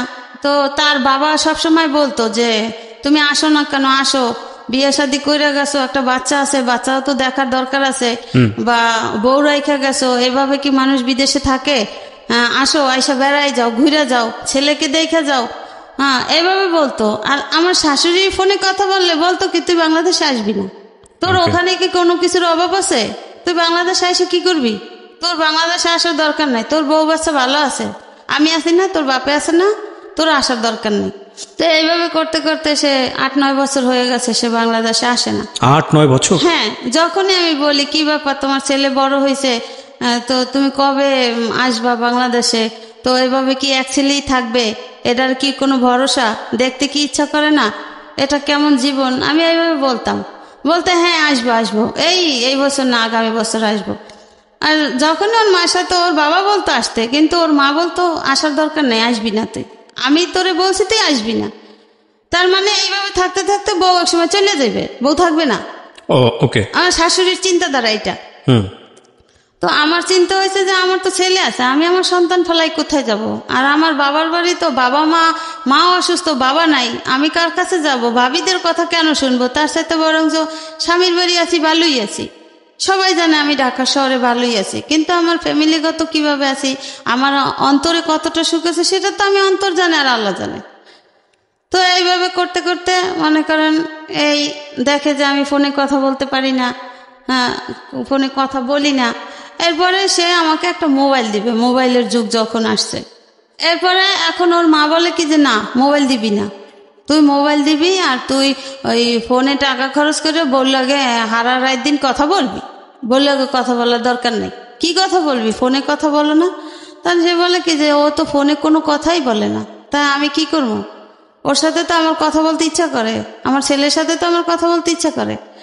এরপরে কি ভেবে আমাকে একটা ফোন দেয়, ওই যে কালো নোকিয়া মোবাইলগুলো যখন বের হয়েছিল, একটা ফোন সে পাঠায় দেয়, তার ওইখান থেকে একটা লোক আসে, সে ওই লোকের মাধ্যমে সিম টিম কিনা সে পাঠায় দেয়, ওকে কইরা দেয় যে আমার যে কিনতে না হয় বা ফোনটা অফ না থাকে, এভাবে কইরা। তো এভাবে করে মনে করেন আমি তখন মোবাইল চালানো বুঝি না। হ্যাঁ, তো ওই ফোনটা নিয়ে আমার ননদের মেয়ে ব্যবহার করতো। ওকে, ও ননদের মেয়ে ব্যবহার করতো, বা রাত বিরাত সবসময় ওর কাছেই ফোনটা থাকতো। ম্যাক্সিমাম ভাগে যদি ওর বাবা ফোন দিত তাহলে ফোনটা রিসিভ করতো ভাগ্নি। তো ওই ফোনে মনে করেন সে মেয়ে কলেজে পড়ে, ভার্সিটিতে পড়ে, সে মেয়ে আমার ফোনে কথা বলে বিভিন্ন রকমের ছেলেদের সাথে। তা আমি তো ওগুলা আমি মনে করি ও ভাগ্নি, ওর মোবাইল নাই, ঠিক আছে, আমার তো মোবাইলের প্রয়োজন হয় না, ওর মামা ফোন দিলে তো আমাকে দিবি। তারপর আমাকে একদিন বকাঝকা করে ওর বাবা যে ফোনটা দিছি আমি আমার প্রয়োজনে তোমার সাথে কথা বলার জন্য, যখনই আমি রাতের বেলা ফোন দেই তখনই আমি তোমার ফোন পাই ওয়েটিং, আর ফোন পাই ভাগ্নির কাছে, কেন? আমি বলছি যে দেখো আমি তো ফোন চালাইতে পারি না, আমি তো বুঝি না, আর ফোনটা তো ওর তো ফোন নাই, ও আমার ফোনটা ও ব্যবহার করে, তাহলে সমস্যা কি? কোনো সমস্যা তো নাই, ফোন দিলে তখন তো ওর কাছে থাকলে অবশ্যই আমাকে দিবে যে তুমি ফোন দিছো। তো ও ঘুমাইতো এক রুমে, আমি ঘুমাইতাম আর এক রুমে। এরপরে ওরা একদিন বলি কি যে লিসা, তোমার মামা এরকম আমার রাগারাগি করছে, ফোনটা যেহেতু তোমার কাছে থাকে, থাকুক ভালো কথা, তুমি এখন থেকে আমার কাছে ঘুমাইও, আমার কাছে ঘুমাইলে তো ফোনটা তো যখন তোমার মামা ফোন দেবে তখন নাইলে আমি কথা বললাম, আর সারাক্ষণ তোমার কাছে থাকলো, কোনো সমস্যা নেই। এরপরে ভাইয়া এখন তো ফোন দিলে ঠিকই ও আমার কাছে ঘুমায়, আমার সাথে কথা বলে, কিন্তু আমি তো টের পাই যে ওই মেয়ে কথা বলে। এখন আমার তো কিছু করার নাই, যেহেতু আমি আমার স্বামী তো আর আমার অতটা কেয়ারিং না, আমি তাদের বাধ্য স্বীকারোক্তি, আমি তাদের কথা মতো আমার চলতে হয়। জি, ভালো কথা। এরপরে মনে করেন আস্তে আস্তে আমার শ্বশুর এক সময় অসুস্থ হয়ে যায়, সে ক্যান্সারে আক্রান্ত হয়, তার 3-4 বার করে অপারেশন হয়। এরপরে সে এখন বলতে গেলে তাকে বলা হয় যে তোমার বাবা অসুস্থ, তুমি আসো, যে বাবাও রিকোয়েস্ট করে, কিন্তু সে আসে না, কিন্তু তার মা তাকে পারমিশন দিচ্ছে না যে সে আসবে। আমি বলি যে দেখো মইরা গেলে হয়তো আর কোনোদিন দেখবা না, হ্যাঁ অন্তত আইসা যাও, একবার আইসা গেলেও তো বাবারে দেখে গেলে এরপরে মইরা গেলেও আফসোস থাকবে না, কিন্তু সে তো আফসোস করে। আসো। এদিকে ছেলেও মনে করেন 5 পাস করিয়া ফেলাইছে, 6-এ পড়ে। ওরে বাবা, সে তো বাবাকে দেখতে চায়। হ্যাঁ, ছেলে তো মনে করেন ওই যে 2.5 বছর রাইখা গেছে ছেলে 3 সালে, ওই যে মা এরকম করছে দেখে 15 দিন থাইকা চলে গেছে, তখন তো বলে গেছে আমি আর আসবো না, যদি পারি নিয়ে যাবো বউ বাচ্চা, না তার আসবো না। হ্যাঁ, এই অবস্থা। ঠিক আছে, ভালো কথা। এখন তারে ফোনের পর ফোন করা হয়, সে আসে না। না আসাতে আমাকে বলে কি যে এই তো আমি আগামী মাসের 15 তারিখ আসতেছি। আমি তো মহা খুশি, সবাই খুশি, আসতেছে, ভালো কথা। সে আসে না আসাতে ওদিন লাস্ট ডেট মনে করেন ডিসেম্বর মাসে, 11 সালের ডিসেম্বর মাস, তো আসার কথা, আসে নাই। এরপরে ওরে তার এক রুমের এক লোকের নাম্বার ছিল আমার কাছে, তার নাম্বার না পাইলে আমি ওই লোকের নাম্বারে কল দিতাম যে সে কোথায় আছে, কেন ফোন ধরে না, কেন ফোন দেয় না, টাকা পয়সা ঠিক মতো দেয় না, ছেলের বেতন দিতে হবে, এভাবে করে ওই লোকের মাধ্যমে মাঝে মাঝে যোগাযোগ করা হতো। তো এখন হ্যাঁ ওর বাবার ফোনে ফোন দিতে আসি, কিন্তু ফোন বন্ধ। কি ব্যাপার, তাহলে সে আসার কথা বললো, সে কি কোনো পথে ঘাটে অ্যাক্সিডেন্ট হলো না কি হলো, একটা টেনশন না, যে তারিখ দেওয়া যে এই তারিখে সে আসতেছে। এরপরে সে আসতেছে না। এখন আমার ননদের হাজবেন্ড বলে কি যে আপনার কাছে কি অন্য কারোর নাম্বার আছে? আমি বলছি কি হ্যাঁ, তার এই রুমের একজন লোক আছে, তার নাম রশিদ, তার নাম্বার আছে। আমি তো মাঝে মাঝে তারে না পাইলে এই নাম্বারে কথা বলি, তার কাছে জিজ্ঞাসা করি, খোঁজ খবর নেই। এরপরে ঠিক আছে নাম্বারটা দেন। এই নাম্বারটা দিলাম সেই 12 সালে ফেব্রুয়ারি মাসে। আচ্ছা। সে এরপর আমার ননদের হাজবেন্ড ফোন দিল ওই লোকের কাছে ফোন দিল। তখন আমার হাজবেন্ড রুমেই আছে, একই রুমে আছে। ওই যে সে আসার কথা তারিখ দিছে, সে আসে নাই, তো না আসাতে এখন বকাঝকা করবে না, রাগ করবে না, এই জন্য সে আর ফোন ধরে নাই। ফোন না ধরাতে আমার ওই ননদের হাজবেন্ড বলল কি যে ওকে বললেন যে ওর বাবা মারা গেছে, ওর আর আসতে হবে না, ও যখন খুশি তখন জানি বাংলাদেশে আসে। ওকে। হ্যাঁ, এই কথা বলার পরে সে চিৎকার দিয়ে উঠছে যে সত্যি আমার বাবা মারা গেছে। এখন আমিও তো পাশে, তখন আমি বলি কি ওই শোনেন না, আপনার ভাই কিন্তু কাঁদতে আছে, অবশ্যই আপনার ভাই রুমে আছে। ওই লোকের জিজ্ঞাসা করে রশিদ ভাই আপনার কাছে কি ও আছে, মনির আছে? বলে হ্যাঁ আছে। আপনি না বললেন যে নাই? বলে এই যে মাত্র রুমে ঢুকছে, আপনি কথা বলতেছেন, এই কথা শুনে এসে রুমে ঢুকেই চিৎকার দিচ্ছে। বলে ঠিক আছে, ওকে বলেন, শান্ত হইতে বলেন যে ওর বাবা এখনো মুমূর্ষ অবস্থায় আছে, হয়তো বা ওর জন্য পরাণরা অপেক্ষা করে, ওকে 2-1 দিনের ভিতর পাঠাই দেন। এরপরে মনে করেন তাকে ওই লোকটা তার টাকা দিয়া তাকে পাঠাই দিল। সে ফেব্রুয়ারি মাসে 17 তারিখ আসলো বাংলাদেশে 12 সালে। সে যে 3 সালে গেছে আর 12 সালে আসছে আয়সা দেখছে তার বাবা খুবই মুমূর্ষ, মানে ক্যান্সার রোগী। তো 17 তারিখ আসলো, তা মার্চ মাসে 3 তারিখ তার বাবা মারা গেল। বাবা মারা গেল। এরপরে মনে করেন আমার জীবনের ঝড় শুরু হয়ে গেল। যে এখন আমার ননদরা আমাকে বলে যে তুই তো এতদিন তো শ্বশুরের আন্ডারে ছিলি, তোর শ্বশুর তোরে দেখছে, তোর শ্বশুর তোরে কেয়ার করছে, এখন তোরে কে দেখবে, এখন তুই কার কাছে থাকবি? এখন এইখানে তো স্বামীরও কিছু নাই, তো শ্বশুরেরও কিছু নাই, এখন তুই চলে যা, তুই এই বাড়ি থেকে বের হয়ে যা। এরপরে মনে করেন আমার স্বামী আমার পক্ষে আছে কিছুদিন। এরপরে তারা কি করলো, বলে কি যে তোর বউয়ের সাথে বিভিন্ন ছেলেদের সাথে সম্পর্ক আছে, তো মোবাইলে অনেক কথা বলে। তা এখন আমি বলি কি যে আমি তো সহজে কারোর সাথে কথা বলি না, আর এই ফোন দিয়ে তো আপনার মেয়েরা, আপনার নাতি কথা বলতো, আমি তোর কথা বলতাম না। ঠিক আছে, খুঁজে বের করেন যে আমার সাথে কার সাথে সম্পর্ক আর আমি কোথায় যাই। আমার ছেলে যে কিবরিয়া ভাই স্কুলে যাইতো, আমি কিন্তু স্কুলে যাইতাম না, কেন আমি মনে করেন সবসময় একটু পর্দায় থাকার চেষ্টা করতাম, আর আমি 5 ওয়াক্ত নামাজ পড়তাম, আমি সহজে বাইরে বের হইতাম না। যে আমার স্বামী নাই, আমার একজন একটা কথা বলতেই পারে, একজন একটা কথা বলে ফেলাইতে পারে, যেহেতু আমার ঘরের পরিস্থিতি ভালো না, আমার ঘরের মানুষই আমার পছন্দ করে না, ভালোবাসে না, তাহলে আমার তো সেইভাবে চলতে হবে। এইভাবে করতে করতে এখন মনে করেন আমার স্বামীরে এমন ভাবে করে লইছে, হ্যাঁ এরপরে আমার স্বামী বলে কি ঠিক আছে মা, অনেক বছর তো একত্র ছিল, এখন তাইলে একটা কাজ করেন, ওরে আমার ছেলে নিয়ে একটা আলাদা রুম ছাইরা দেন, আমি যতটুকু পারবো দেবো, যেমনি পারে ও চলবে ছেলে নিয়ে। এখন আমার শাশুড়ির কথা হচ্ছে যে না, আমি তো রাখবো না, আমি তো আগেই তোকে বলছি।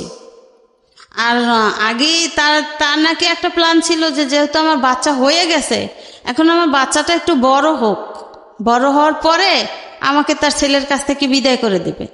এরপরে মনে করেন এখন তো বিভিন্ন রকমের কথা, এখন আমি তো কথা জীবনেও শুনি নাই বা কি করব। এখন আমার স্বামী পারতেছে না আমার শাশুড়ির সাথে।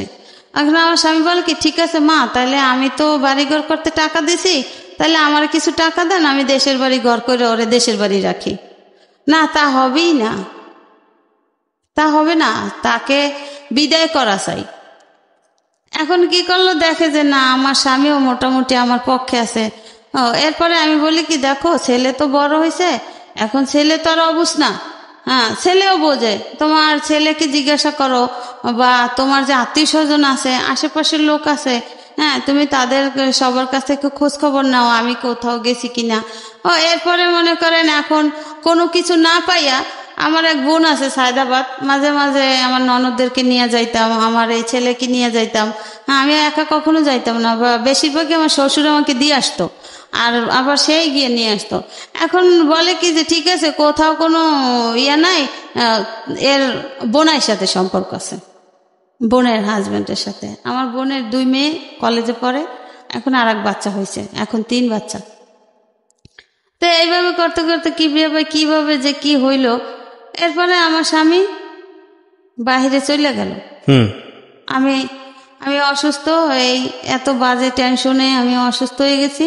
এখন আমার স্বামী আমাকে বলে কি দেখো, এত বছর আমার বাবা ছিল, বাবার ইয়াতে তুমি থাকতে পারছো, এখন যে পরিস্থিতি, আমিও তো বাইরে চলে যাবো, তুমি এখানে থাকতে পারবা না, তার সাথে একটা কাজ করো, এখন তো আমার কাছে টাকা পয়সা নাই, তুমি আপাতত কিছুদিন যাইয়া তোমার বাবার বাড়ি থাকো। আমার মাও নাই, মাও মারা গেছে এর ভিতরে 10 সালে। এখন আমি বলি কি আমি এত বছর তোমাদের বাড়িতে থাকলাম, আর এখন আমি বাপের বাড়ি যাই থাকবো, ছেলে বড় হয়েছে, ছেলে স্কুলে পড়ে, ছেলে তখন 6-এ পড়ে, তখন এখন আমি কার কাছে গিয়ে থাকবো, আর ছেলের লেখাপড়া কি হবে? বলে কি তো ছেলে থাকুক, তুমি যাও। এবার আমি বলি কি যে ঠিক আছে, আমাকে বলে কি যেহেতু তুমি অসুস্থ, তুমি দেশে যাই একটু ঘুরে ফিরে আসো, সুস্থ হয়ে যাবা। আমি কাছে কি ঠিক আছে, তাইলে আপনিও চলেন, আপনিও গিয়ে বেড়াই আসবেন, আর আমিও দেখি যদি সুস্থ হই, ঠিক আছে তাও থাক, ওর পরীক্ষা চলে। এখন আমাকে তারই বাড়ির এক ভাড়াটিয়ে বলে কি যে তুমি কোথাও যাইও না, তোমার পিছনে বড় ষড়যন্ত্র চলে। আচ্ছা, হ্যাঁ। আমি কেন আপু, কি ষড়যন্ত্র? বলে তুমি যদি এই বাড়ি থেকে বের হও, এই বাড়িতে আর উঠতে পারবে না, তোমার এই বাড়ি থেকে বিদায় দেওয়ার প্ল্যান চলতেছে। এখন এই কথা শোনার পরে আমি বলছি কি ঠিক আছে, আমি কোথাও যাব না, ছেলের পরীক্ষা, তো পরীক্ষা শেষ হয়ে নেক, তারপরে আমি ছেলেকে নিয়েই তোমাকে নিয়ে বেড়াইতে যাব। বলে আমার তো অত সময় নেই, আমি তো চলে যাব, তাই তুমি যাও এখন। আমি বলছি না, আমি যাইতে পারবো না। এরপরে মনে করেন তারা কি করছে কি জানি না, মনে করেন আমার একেবারে আমি এত অসুস্থ, মরার অবস্থা।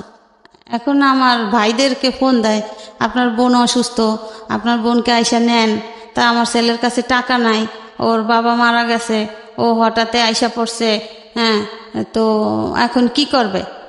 এরপরে আমি যাই না যাওয়াতে মনে করেন এরকমের করতে করতে 1 মাস শেষ হয়ে যায়। সে যে ফেব্রুয়ারি মাসে 17 তারিখ আসছে, মার্চ মাসের 3 তারিখ তো তার বাবা মারা গেছে।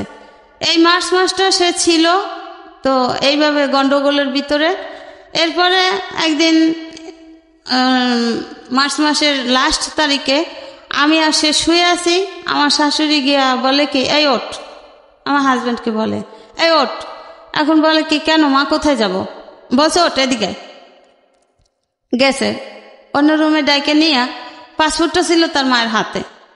বলছে তুই এখন এয়ারপোর্ট যাইয়া পাসপোর্ট ওকে করে তুই কালকে সকালের ভিতর চলে যাবি, তুই থাকতে পারবি না। এরপরে সে ঠিকই মায়ের কথা মতো সে ওইটা ওকে কইরা আসে যে সে চলে যাবে। আমি আর জানি না, আমাকে কিছু বলে না। এপ্রিল মাসের 1 তারিখ গ্যাসের সমস্যা, সকালবেলা আমাকে বলে কি তুমি একটু পোলাও রান্না করো।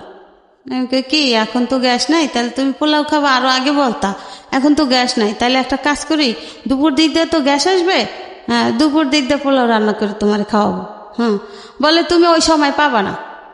আমি তো তখন থাকলে তো আমি খাবো। আমাকে থাকলে তো তুমি খাবো মানে কোথায় যাচ্ছ? এই যে আমি কিছুক্ষণ পর চলে যাচ্ছি, এই এপ্রিলের 1 তারিখ। এখন আমি তো এটা শুই না, আমি কান্নাকাটি শুরু করে দিছি। আমি কই দেখো তোমার এই পরিস্থিতি, তোমার মা বোনরা এরকমের করে, তাহলে আমি ছেলেটা নিয়ে কি করব? না জানি আমার এরা মাইরেই ফেলাইবে, আমি থাকতে পারবো না। তাহলে তুমি আমার সাথে ওয়াদা করে যাও যে তুমি আবার কবে আসবা, তুমি কবে আসতেছো? এরপরে বলে কি আমি তোমার সাথে ওয়াদা করলাম, আমার ছেলে বড় হয়েছে, আমি তো বাবা মারা গেছে এই জন্য আসছি, তো আমার ওইখানের চাকরির মেয়াদ শেষ, তো আমার এমনি জুন মাসে হয়তো একেবারে আসতাম না, হয়তো ছুটিতে আসতাম, তো এখন আমি যাই, তো জুন মাসে আমি অবশ্যই আসবো। আমি বলছি না, আমি তোমাকে বিশ্বাস করি না, তুমি এত বছরে আসো নাই, তোমার বাবাও এত রিকোয়েস্ট করছে, আমি এত রিকোয়েস্ট করছি, তুমি আসো নাই, এখন তুমি চলে গেলে, তোমার মা করে ইয়া, তোমার বোনরা করে ইয়া, তাহলে আমারও জানে রাখবে না, আমারও মেরে ফেলাইবে, আমার ছেলেরও মেরে ফেলাইবে, আর তুমি তো আর আসবাই না। এরপর আমার হাতে হাত দিয়ে বলে কি না, আমি তোমার সাথে ওয়াদা করছি, আমার ছেলে বড় হয়েছে, আমার ছেলের জন্য আমাকে আসতে হবে, আমি চলে আসব, আমি আমার ডেট শেষ জুন মাসে, আমি জুন মাসে ঠিক চলে আসবো। আমি বলছি ঠিক তো? বলে হ্যাঁ ঠিক। এরপর ঠিক ওই সময় ওর মা বলছে কি তুই যে এই যাও, তুই আর বাংলাদেশে আসবি না, এটা আমার লাস্ট কথা। আর ওই যে বাজে কথা বইলা টইলা মোবাইল নিয়ে গেছে। এখন আমার স্বামী কয় কি যে ঠিক আছে মা, আমি মোবাইল তোমার কাছে দিয়ে গেলাম, ও মোবাইলে কথা বলবে না। আর আমি জানি যে প্রায় সময় রাত জায়গা আমার সাথে কথা বলতো, আমিই কথা বলতাম।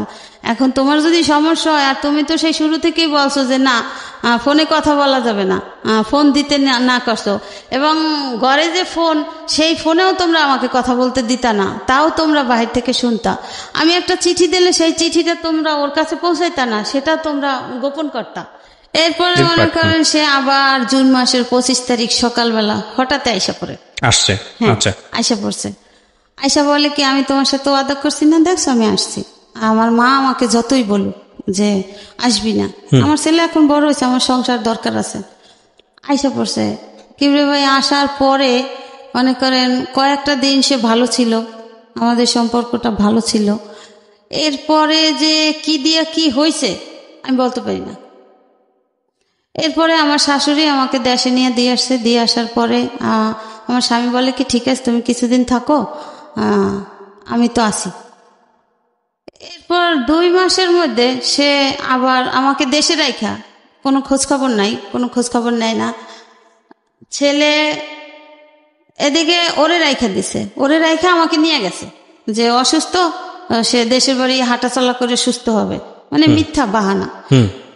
এরপরে যাওয়ার পরে ছেলে রাইখা দিয়েছে, ছেলে রাইখা দেওয়ার পরে মনে করেন সন্ধ্যার পরে ওর যে ফুফাতো ভাই, ওকে বলে যে তোর মায়ের তো বাড়িতে বের করছি, এবার তুইও যা, তুই যেদিক পরে সেদিক যা, তুই তোর মায়ের সাথে যাও নাই কেন?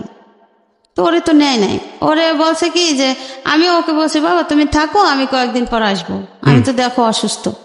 তো অসুস্থটা কি ভাইয়া, আমার এদিকে ডায়াবেটিস ধরা পড়ছে, তো এই জন্য আমি খুব উইক, ক্লান্ত হয়ে গেছি।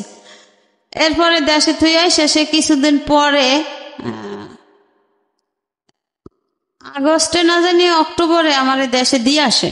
হ্যাঁ, আমার আবার জন্ডিজও হয়েছে। এইসব মিলে জিলে আমাকে দেশে দিয়ে আসে তার মায়ের সাথে নিয়ে। তারপরে দেশে দিয়ে আসার পরে আমাকে ডিসেম্বর মাসে সে চলে যায়। সে আমাকে যেদিন চলে যায় সেদিন আমাকে ফোন দিয়ে বলে কি যে আসলাম তো সংসার করার জন্য, বাংলাদেশে আর থাকতে পারলাম না, আমি চলে গেলাম, তুমি ওখানেই থাকো। হ্যাঁ, এটা বললে চলে গেছে।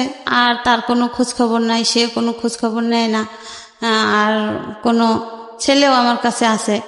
এদিকে আমার বড় ভাই ছিল, বড় ভাই মারা গেছে। বড় ভাইয়ের কাছে আমার শাশুড়ি ওর বাবারে বাহিরে পাঠাই দিয়া আমার শাশুড়ি বলে কি যে আমরা তো আপনার বোনকে আর নেব না, আপনার বোন আপনারা রাইখা দেন, আমার ছেলে বিদেশে চলে গেছে আর আসবে না।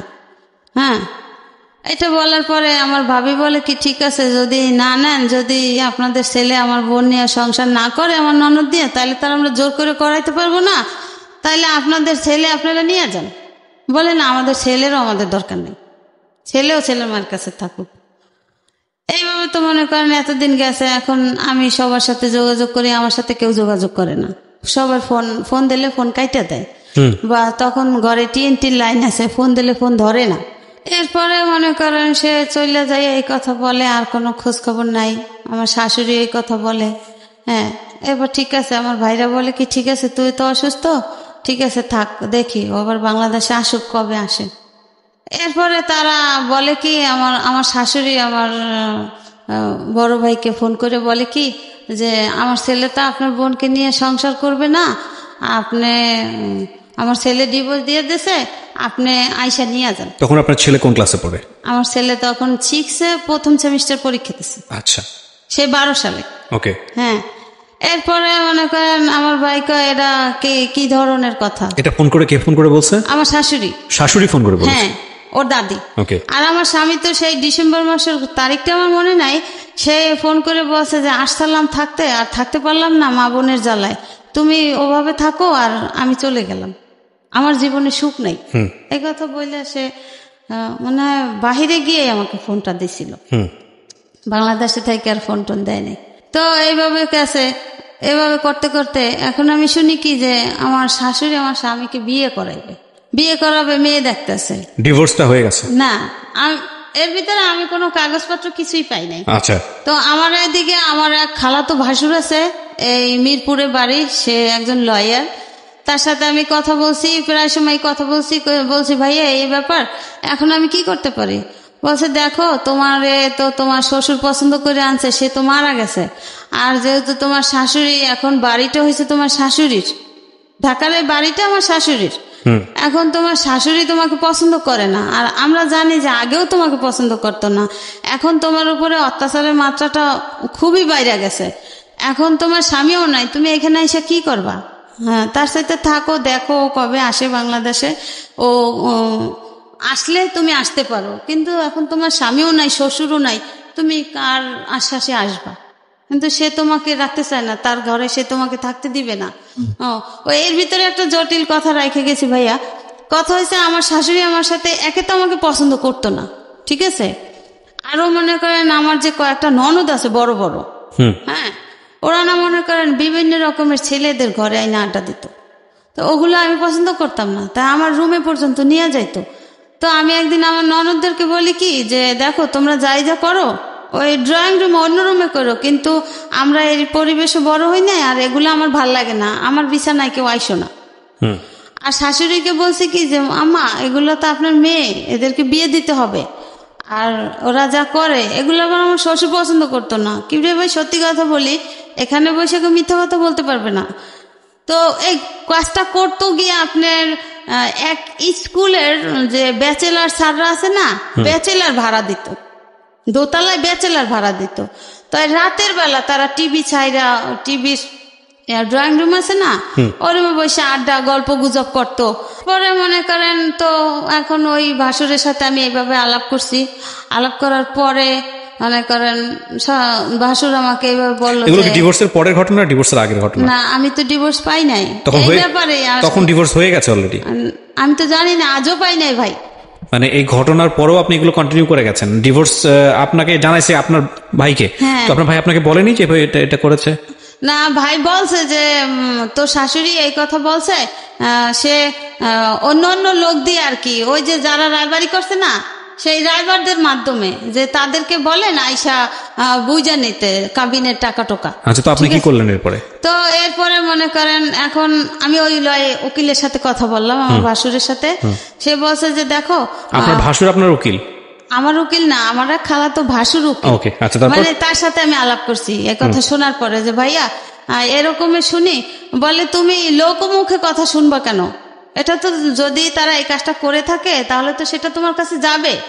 হ্যাঁ, তুমি যাইলে পরে তুমি কিছু বলতে পারো, কিছু করতে পারো, সেটা তুমি অ্যাকসেপ্ট করলে করতে পারো, না করলে না করতে পারো, কিন্তু তুমি লোকমুখের কথা কেন শুনবা? হ্যাঁ, এটা হইতে পারে না, এটা কেন হবে? এরপরে আমি বলছি তাহলে এখন আমি কি করতে পারি?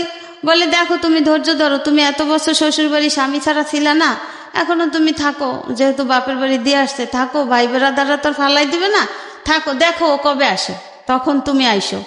এখন যেহেতু তোমার শাশুড়ির বাড়ি, এটা তোমার স্বামীরও বাড়ি না, শ্বশুরেরও বাড়ি না, এখন যেহেতু তোমার এখানে অ্যাকসেপ্ট করতেছে না, সে পছন্দ করে না, আগেও করে না, এখনো করে না, তো এখন তুমি এখানে এসে কি করবা? যাক তুমি ওখানে থাকো। আমার ওই ভাসুর বলল যে এটা তো তুমি পাও না, তুমি লোকমুখের কথা কেন শুনবা? এটা তো যদি সত্যিকারই হয়ে থাকে তুমি তো এটা পাবা, তোমার কাছে যাবে, পিয়ন নিয়ে যাবে। হ্যাঁ, যাক ভালো কথা। এরপরে সে 15 সালে আসছে, আমার স্বামী 15 সালে আসছে, সেই 12 সালে যাইয়া আবার 15 সালে আসছে। আসার পরে আমি মনে করেন লোকের কাছে শুই না, আমি ছেলেকে নিয়ে আয়সা করছি। আয়সা শুনি কি যে সে যেদিন আসছে তার পরের দিনে আমার শাশুড়ি তাকে লুকাইছে, মানে আমি যেন আসলে না পাই বা বাড়িতে না উঠতে পারি, এই জন্য সে কুয়াকাটা তার বোন আছে, বোনদের বাড়ি পাঠাই দিছে। আচ্ছা, লুকানোর পরে কি হয়েছে?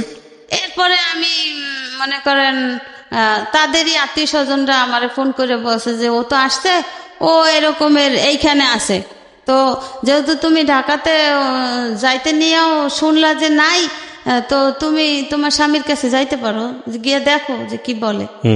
এরপরে আমারে তারা ঠিকানা দিল, যাদের বাড়ি আছে তারই ভাই আমারে ঠিকানা দিল যে ভাবি তোমার তো ছেলে বড় আছে, তোমার ভয় কি, তুমি ছেলে নিয়ে যাও, ভাইয়ার মুখোমুখি হও, কি বলে সেটা শোনো।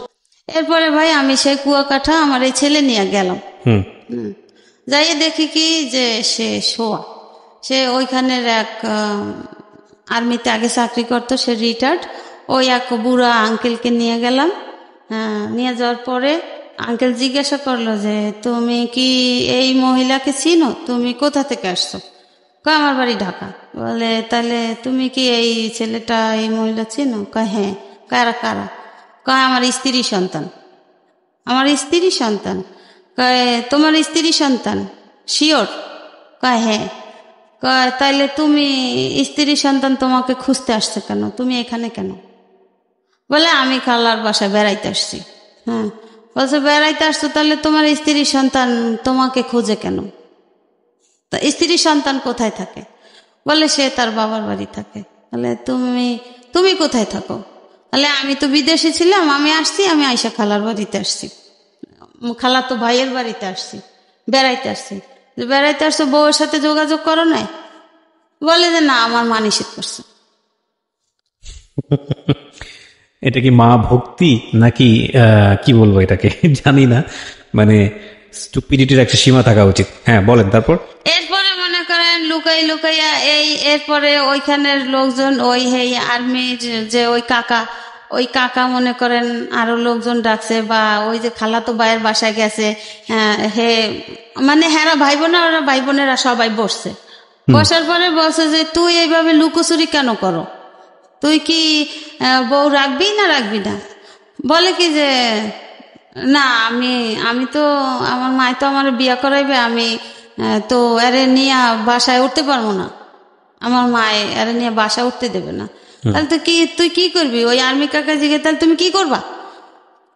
তুমি কি এই বউ নেবা না কি আমরা পুলিশ খবর দিব তোমাকে? এখন বলে কি না না কাকা, আমি নেব, আমি আমার স্ত্রী সন্তান নেব। এই কইয়া ঠিক আছে, মিল টিল হয়ে গেছে। সেই বিকালবেলা তখন আর কি ওর মায়ের ফোন দিছে, ওই কাকাই ওর বাবার নাম্বার দিয়ে ফোন দিছে। ফোন দেওয়ার পরে ওর মা, ওর দাদি বলে কি যে ও যদি ওই বউ নিয়ে আসে, আমি আমার ঘরে উঠতে দেব না। আমি ও বউ আগেও মানি না, এখনো মানি না, এখন তো মানার কোনো প্রশ্নই আসে না। আমি তো বউ বের করিয়ে দিছি বাড়ি থেকে, আমি কি বাড়িতে উঠানোর জন্য বের করছি? আমি তো বের করার জন্যই বের করছি। আমি মানি না, আমি আমার ছেলেকে আমার পছন্দ মতো বিয়ে করাবো। এরপরে তার জিজ্ঞাসা করলো যে তোমার মা তো এটা বললো, এখন এটা তো তোমার স্ত্রী, তোমার সন্তান, তোমার মা কি করলো ওটা তো দেখার দরকার নাই, তোমারটা তোমাকে বুঝে নিতে হবে। বলছে হ্যাঁ, আমি স্ত্রী সন্তান নিয়ে ঢাকাতে যাব। ঠিক আছে, ভালো কথা। এরপরে তারে শিখাইয়া দিল না কি করলো, সে সন্ধ্যার পরে সারাদিন এই ছেলে নিয়ে ঘুরলো, আমার সাথে কথা বললো, কথা বলার পরে সে সন্ধ্যার পরে ওখান থেকে পালাই এসে পড়ে। আমাকে আমার ছেলেকে রাইখা ওখান থেকে তার ওই খালাতো ভাইয়ের বাসা থেকে পালাইয়া আইসা পড়ে। এখন তার ফোন দেয়, তার ফোন বন্ধ। সে পালাইয়া আইসা কোথায় আসে, তার আমতলি, আবার তার বোনের শ্বশুর বাড়ি আছে ওখানে। এরপরে আবার আমি খুঁজতে খুঁজতে খুঁজতে খুঁজতে সেই 15 সালে কোরবানির সময় আমি খুঁজতে খুঁজতে ছেলে নিয়ে আবার তার কাছে গেছি যে কিভাবে আমি চাইছি যে আমার এত বছরের সংসার, আমার ছেলেটা বড় হয়ে যায়, আমার সংসারটা ঠিক থাকুক, আমার ছেলেটার মান সম্মান ঠিক থাকুক, সে সমাজে মাথা বড় হয়ে সে বাঁচুক, সে ভালো একটা স্কুল কলেজে লেখাপড়া করুক। এই আমি তাকে নিয়ে আসলাম, সে আমাদের সাথে আসলো, আসা সপ্তাহখানে ছিল। আমার বোনের বাসায় বেড়াইছি তাকে নিয়ে। এরপরে আমি হেদের বাড়িতে গেছি।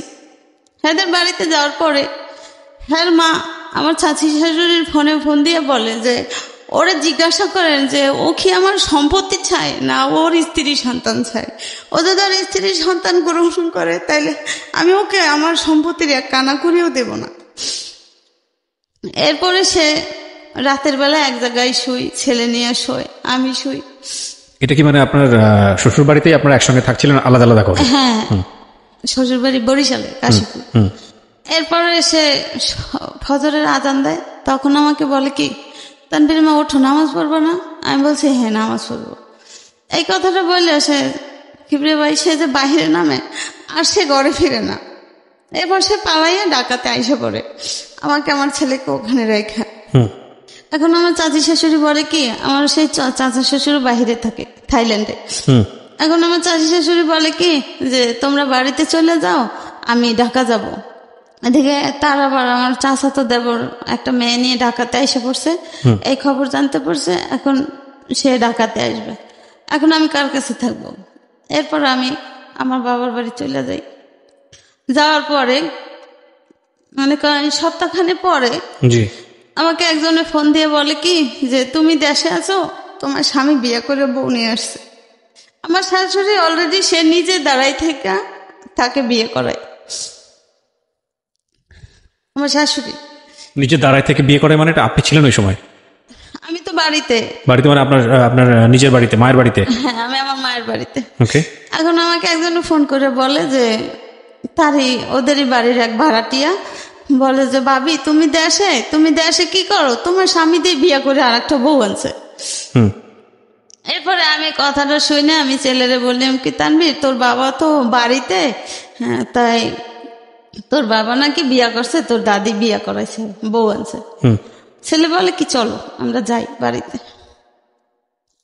এই 15 সালে কিবরিয়া ভাই। এরপরে বাড়িতে আসছি।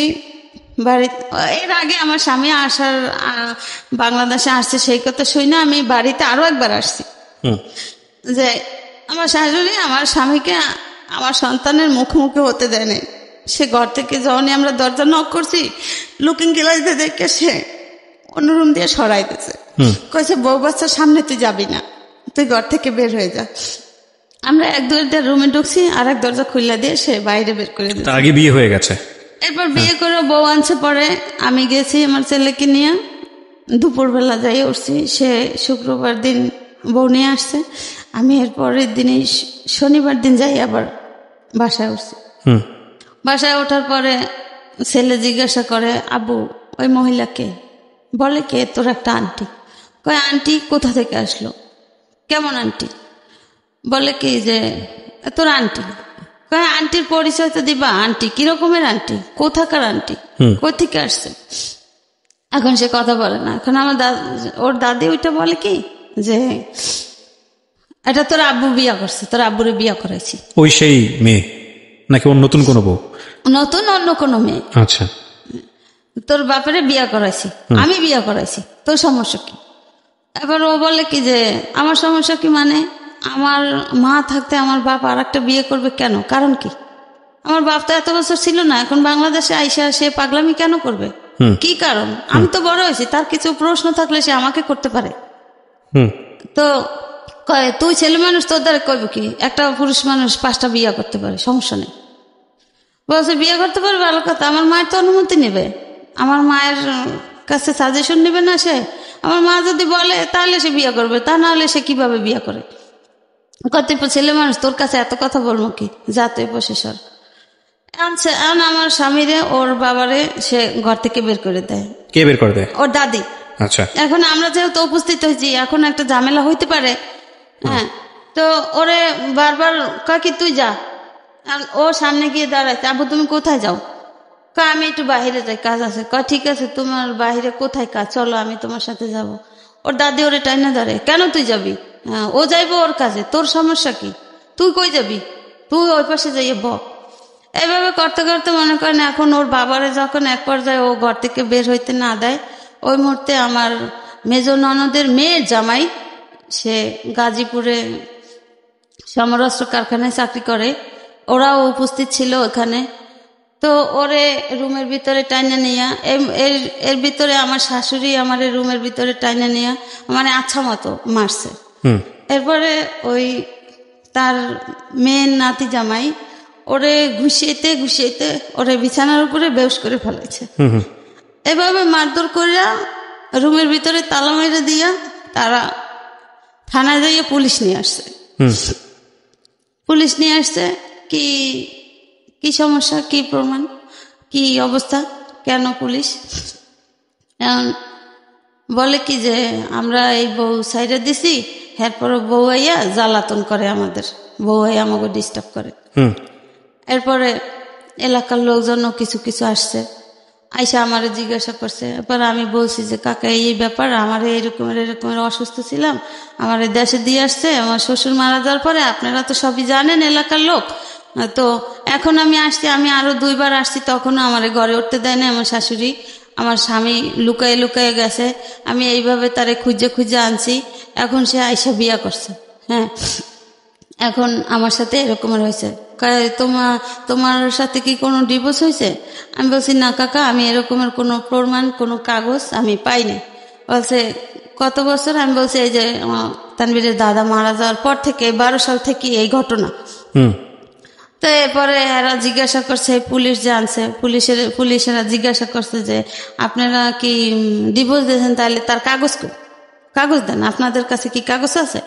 আমাকে জিজ্ঞাসা করছে আপনি কি এরকম কোনো কাগজ পাইছেন? আমি বলছি জি না স্যার, আমার স্বামী যাওয়ার সময় আমাকে এই কথা বলে গেছে, এরপর আর তার সাথে আমার কোনো যোগাযোগ নাই, সে আমাকে কোনো খোঁজ খবর নেয় নাই, এখন আমি আসছি, তারা আমার সাথে এরকম ব্যবহার করতেছে। এরপরে তারা কি একটা কাগজ দেখাইলো, দেখানোর পরে ওই পুলিশরাই বলতেছে যে আপনারা যে ডিভোর্স করছেন, এখানে তো মেয়ের সিগনেচার থাকবে, তারপরে মেয়ের দেনা পাওনা কি আপনারা শোধ করছেন? আমার শাশুড়ি বলে কি যে তারে সাচ্ছি, সে নেয় নেয়। এরপরে একজন মুরব্বী আছে, মুরব্বী বলে এটা কি মগের মুল্লুক যে তোমরা তারে বলছো যে ছাইড়া দিয়েছো, হেইতে হয়ে গেছে, তোমরা তারে কাবিনের টাকা সাচ্ছ, কাবিনের টাকা তো তোমাদের সারতে হবে না, তোমরা যদি ডিভোর্স দিয়ে থাকো তাহলে এরা তো সে আইনত ভাবে এমনি পেয়ে যাবে, আইনত ভাবে সে পাবে, সে কাগজে সিগনেচার করুক বা না করুক সেটা আইন কথা বলবে, তোমরা কাগজ দেখালে তো হবে না। এরপরে মনে করেন হেরা ওইভাবে মাইরা টাইরা যে দক্ষিণখান থানায় তারা টাকা দিয়ে আসছে যাতে আমি কোনো কেস মামলা কিছু না করতে পারি। হ্যাঁ, তো আমার এই অবস্থায় ওইখানের একজন লোক নিয়ে গেল, আমি তো থানা টানা চিনি না, আর নিয়ে গেল বিকাল দিক দা, এই মারামারি তো করছে দুপুর দিক দা। এরপরে ওই পুলিশরাও বলল যে না এটা তো হবে না, ঠিক আছে তুমি যেহেতু এই তোমার ছেলে, আমি বলছি জি স্যার এই আমার ছেলে। হ্যাঁ, বলে যে ছেলে তো যথেষ্ট বড় ছেলে, তোর ছোট না, ছেলেও তো কিছু বলতে পারে, ঠিক আছে তুমি আইনের আশ্রয় নাও, এই কথা আমারে বলল। এরপরে আমি একজন লোক নিয়ে আমি দক্ষিণখান থানায় গেলাম। দক্ষিণখান থানায় যাওয়ার পরে ঘটনা বললাম যে স্যার এই ঘটনা। তো একজন ওসি কেস লিখতে নিয়ে অর্ধেক লেখছে স্যার ভাইয়া, লেখার পরে তার একটা ফোন আসছে, সে কাগজটা ছিঁড়ে ফালাই দিছে সঙ্গে সঙ্গে। হ্যাঁ, সে ওই যে লেখছে যতটুকু আমার স্বীকারোক্তি আমার মুখের জবান, সে ওই কাগজটা ফালাই দিছে। এখন সে আমাকে কিছু জিজ্ঞাসাও করে না আর কিছু লেখেও না। এখন আমি অনেক সময় বসে আছি পর আমি যাকে নিয়ে গেছি সে আবার আমার ইশারা দিয়ে ডাকছে, বলছে কি ব্যাপার তুমি কাগজটা এখনো আনতে পারো নাই? আমি বলছি ভাইয়া উনি তো কাগজটা লিখতেছে না, উনি কাগজটা লিখতেছিল, একটা ফোন আসছে, উনি কাগজটা ছিঁড়ে ফালাই দিছে, এরপর তো আমাকে কিছু জিজ্ঞাসা করে না, লেখেও না। এরপর ওই লোক গেছে যে এ মহিলার কি খবর, কি কি অবস্থা, মহিলা কতক্ষণ যাবো তাই সব বসে আছে। এরপর ওই দারোগা না ওসি সে বলছে যে এ মহিলার অন্য রুমে পাঠাই দেন, এখানে আমি কিছু করতে পারবো না, এটা আমি করি না, এই এলাকাটা আমি করি না। এরপরে অন্য রুমে গেলাম, অন্য রুমেও জিজ্ঞাসাবাদ করার পরে আমার নামটা যখন জিজ্ঞাসা করলো, আমি যখন ঠিকানাটা বললাম, সেও অফ হয়ে গেছে, সেও আর কিছু বলে না। এরপরে আমি কই কি ব্যাপার ভাই, আমি কি বসে থাকবো? এরপর কিছুক্ষণ পর আবার ওই লোক, কি ব্যাপার আপনার কাজ হয় নাই? আমি বলছি না, উনি তো কিছু বলে না, উনি তো কিছু করতেছে না। এরপরে ওই লোক জিজ্ঞাসা করলো যে কি ব্যাপার, কি সমস্যা? বলছে না এরকে এখানে কিছু হবে না, এর কোর্টে যাইতে হবে। তখন ডিসেম্বর মাস, এর কোর্টে যাইতে হবে। তা কোর্টে কিভাবে যাব? কোর্টে কেন? যে এর মীমাংসা হইতে হলে তার কোর্টে যাইতে হবে, কারণ আমার সাথে তো, আমি তো ছেলে নিয়ে গেছি, আমার সাথে তো আর কেউ নাই, আর আমি এখন কোর্টে কিভাবে যাব? এরপরে যাই হোক, এদিকে আমার ছোট ননদের হাজবেন্ড হে আমার ফোনে ফোনে বলতো যে ভাবি তুমি ওই জায়গায় যাও, ওই জায়গায় যাও। হ্যাঁ, কিন্তু এটা ছিল তাদের সম্পূর্ণই, আমার ননদের হাজবেন্ড যে আমাকে বলতো, আমি তো ভাবতাম যে হয়তো একটা সংসারের কেউ ভালোবাসে, কেউ ভালোবাসে না, এটাই স্বাভাবিক, একজন না একজন তো সাথে আছে। তো এর কথা মতো আমি কাজ করতাম, কিন্তু পরে জানতে পারলাম যে এটা সম্পূর্ণ তাদের সাজানো। আচ্ছা, এরপরে মনে করেন এই যে গেলাম, মাইটের খাইয়া আর কিছু করতে পারলাম না। এবার ছেলে নিয়ে দেশে চলে গেলাম, দেশে এভাবে করে ছেলের এসএসসি পাস করাইলাম। এখন ছেলে কলেজে পড়ে, আর আমার স্বামী সেই যে গেছে আর আসে নাই। এখন আর সে বাংলাদেশে আসে নাই, আর এই পর্যন্ত কোনো যোগাযোগও নাই, ছেলেরও কোনো খোঁজ খবর নেয় না। আমি ভাই ছেলেটা নিয়ে অনেক সমস্যা আছে, যে মনে করেন আমার বাবা মা নাই, আমার ভাই বেরাদাররা যার যার সংসার নিয়ে ব্যস্ত, আমি ছেলেটাকে নিয়ে কিভাবে মানুষ করি? আর আমি একটা স্কুলে চাকরি করি, সেখানে সামান্য কিছু বেতন পাই। ডিভোর্স হয়েছে আপনার কবে, কত সালে এটা? তারা বলতেছে যে সেই 12 সাল। এখন আপনি কোনো কাগজপত্র পান নাই? না। আর এত ঝামেলা যে হয়েছে, আমি যে গেছি তারা কোনো কাগজ দেখাইতে পারে নাই। ওই যে কাগজটা দেখাইছে, তারা তো বলছে যে এটা তো ডুপ্লিকেট কাগজ, আপনাদের এখানে তো তার সিগনেচার থাকবে বা তার দেনা পাওনা পরিশোধ করবেন, আর এটা আপনারা সাধবেন কেন? এটা তো আপনারা যদি কত টাকা ছিল দিলমোহর? হ্যাঁ, কত টাকা ছিল? আমার দিলমোহর 1 লাখ টাকা করছিল। আপনি পুলিশ ছাড়া আপনি কোর্টে যাননি কেন? স্যার আমি কোর্টে গেছি, আমি মনে করেন ওই ননদের, আমি তো তখন চিনি না আমি কোথায় যাব, তো ওই ননদের, ছোট ননদের হাজবেন্ড আমাকে বলছে কি যে জজ কোর্ট না। আচ্ছা, আপনার ছেলেকে আমি একটু ফ্লোর দিই। 3 নম্বর, তোমার আম্মা যে বিষয়গুলো এখানে বললো সব তো তুমি জানো? জি। বা তার চেয়ে অনেক বেশি কিছু জানো, হয়তো সময়ের অল্পতার কারণে সে অনেক কম বলছে। তো তুমি কি চাও আগে সেটা আগে বলো আমাকে। তোমার সঙ্গে তোমার বাবার কথা হয়? আমি আমার বাবার সাথে অনেকবার কন্ট্যাক্ট করার চেষ্টা করছি, বাট আমি করতে পারি নাই। আমার বাবাও করে নাই, আমার ফ্যামিলিরাও আমার সাথে করতে দেয় নাই। আচ্ছা, তুমি তোমার বাবার সঙ্গে, তোমার বাবার এখন কি আছে, মানে উনি কি বাংলাদেশে থাকেন নাকি দেশের বাইরে থাকে? আমার বাবা এখন বাহিরে আছে, এটা জানি। আর ওনার যে সেকেন্ড ফ্যামিলি, ওনারা কি বাংলাদেশে? আমার বাবাকে যে সেকেন্ড যে বিয়ে করাইছিল তারা, সেই বউ, আমি যতটা শুনেছি যে সে এখন পর্যন্ত যে ঈদের সময় যে গেছে, ওই যে গতবার ঈদে যে গেছে, এখন পর্যন্ত আসে নাই। এই ঈদে তার নাকি 1 বছর হয়ে গেছে যে যাকে বিয়ে করাইছে আর কি নতুন, উনি যে গেছে। বাট আমি চাই যে আমার বাবা মা যাতে আবার একত্রিত হয়। আমার একজন ফুফা আছে। তুমি তোমার বাবাকে ফেস করেছো বিষয়টা নিয়ে? যে বিষয়টা আমার বাবার সাথে অনেকবার ফেস করার চেষ্টা করছি, বাট আমার ফ্যামিলি কেউই করতে দেয় না আমার সাথে কন্ট্যাক্ট। তোমার বাবা তোমাকে ফেস করে নাই? হ্যাঁ, আমার ফ্যামিলিও করতে দেয় নাই। আমার বাবা যদি করতে চাইছে, আমার দাদি ফুপি ওনারা কেউই করতে দেয় নাই। বিশেষ করে আমার একটা ফুফাতো ভাই আছে, ও বিশেষ করে করতে দেয় নাই। আর আমি যতবার বুঝলাম না, তুমি তো বয়স কত? তোমার বয়স কত? আমার বয়স এখন 20 বছর। তুমি বুঝো না বিষয়টা, রিয়েলিটিটা তুমি বুঝো না। তোমার বাবার, আমি সরি টু সে, তোমার বাবা, তারপর আমি তোমার জায়গা থেকে নিশ্চয়ই অনেক রেসপেক্ট আছে। মানে একটা পুরুষের তো মেরুদণ্ড থাকে, আমি এভাবেই বলতে বাধ্য হচ্ছি। মানে গার্ডস তো কি এত সমস্যা যে ফ্যামিলি যাই বললো, যেহেতু সে নিজে ইনকাম করে, পয়সা রোজগার করে, এটা তো তুমি বুঝো। নিশ্চয়ই সেও চায় না তোমার মাকে লাইফে। এখন এখানে তুমি জোর করে হলো বা যে কোনো কিছু হলো, তো এটা তো সমাধান খুঁজতে পারবা না। এটা কি তুমি তোমার মাকে বুঝাও কখনো? আমি এটা আসলে বুঝাতে আমার বাবার অনুভূতিটা আমি বুঝি, আমার মাকে সে চায় কিনা না চায়। কি বুঝো এটা, তো তুমি কি বুঝো আমাকে একটু বলো তো। আমি বুঝি সেটা হচ্ছে আমি আমার বাবাকে যেই কয়দিন দেখেছি আমার সামনে, আমার মার সাথে সে কোনোভাবে খারাপ বিহেভ করার চেষ্টা করেনি, বাট তার মাকে যখন দেখেছে সামনে আছে তখন আমার মার সাথে সে খারাপ ব্যবহার করে গেছে। বাট ওনার মা যখন সরে গেছে, আমার দাদি যখন আমার মা এবং বাবার চোখের আড়াল হয়েছে, তখন আমার মার সাথে কিন্তু আমার বাবা খুব সুন্দরভাবে কথা বলেছে। এটা ভয়ানক রকমের অন্যায়। আমরা মাকে অবশ্যই, মা হচ্ছেন পৃথিবীর সবচেয়ে সেরা উপহার, কিন্তু মা যদি কোনো অন্যায় করেন সংসার নিয়ে, যেটা ওদের ক্ষেত্রে হয়েছে, সেখানে যে মাকে একদম বাধ্যবাধক, মাকে যে কিছু বলা যাবে না, মা যে অন্যায় করছে সেটা বলা যাবে না, এবং এটা বললে যে ধর্মীয়ভাবেই বলি বা অন্য কোনো দিক থেকেও যে একটা বড় ধরনের অপরাধ হয়ে যাবে, তা কিন্তু আসলে না। কারণ যে কোনো ব্যক্তি যদি কোনো অপরাধ করেন তাকে প্রপারলি সেটা বলার অধিকার আমাদের ধর্মীয়ভাবেও দেওয়া হয়েছে যে তুমি সেটা অপরাধ করছো এবং সেটা করা অন্যায়। এবং স্ত্রীর অধিকার নিয়ে সে কখনোই দাঁড়াতে পারেনি তার হাজব্যান্ডের কাছে বিকজ অফ তার শাশুড়ি। এটা ওনারা যা বললো সেটা যদি সত্যি হয়ে থাকে তাহলে বিষয়টা তাই। আর দ্বিতীয়ত যেটা বলবো যে যেই লোকটা সারা জীবন তার মার কথা শুনে আপনাদেরকে সাপোর্ট করতে পারলো না, সেই লোকটার পিছনে হন্যে হয়ে দৌড়ানো তো কোনো মানে নেই। বরং আপনারা তাকে ক্ষমা করতে পারবেন কিনা এটাই চিন্তা করেন। আপনার তো মেয়েও হতে পারতো বাংলাদেশের সামাজিক কন্টেস্টে। আমি যদি চিন্তা করি ওর বয়স যদি এখন 20 হতো এবং যদি মেয়ে হতো, আপনার জন্য এটা আরো বিপজ্জনক হতো।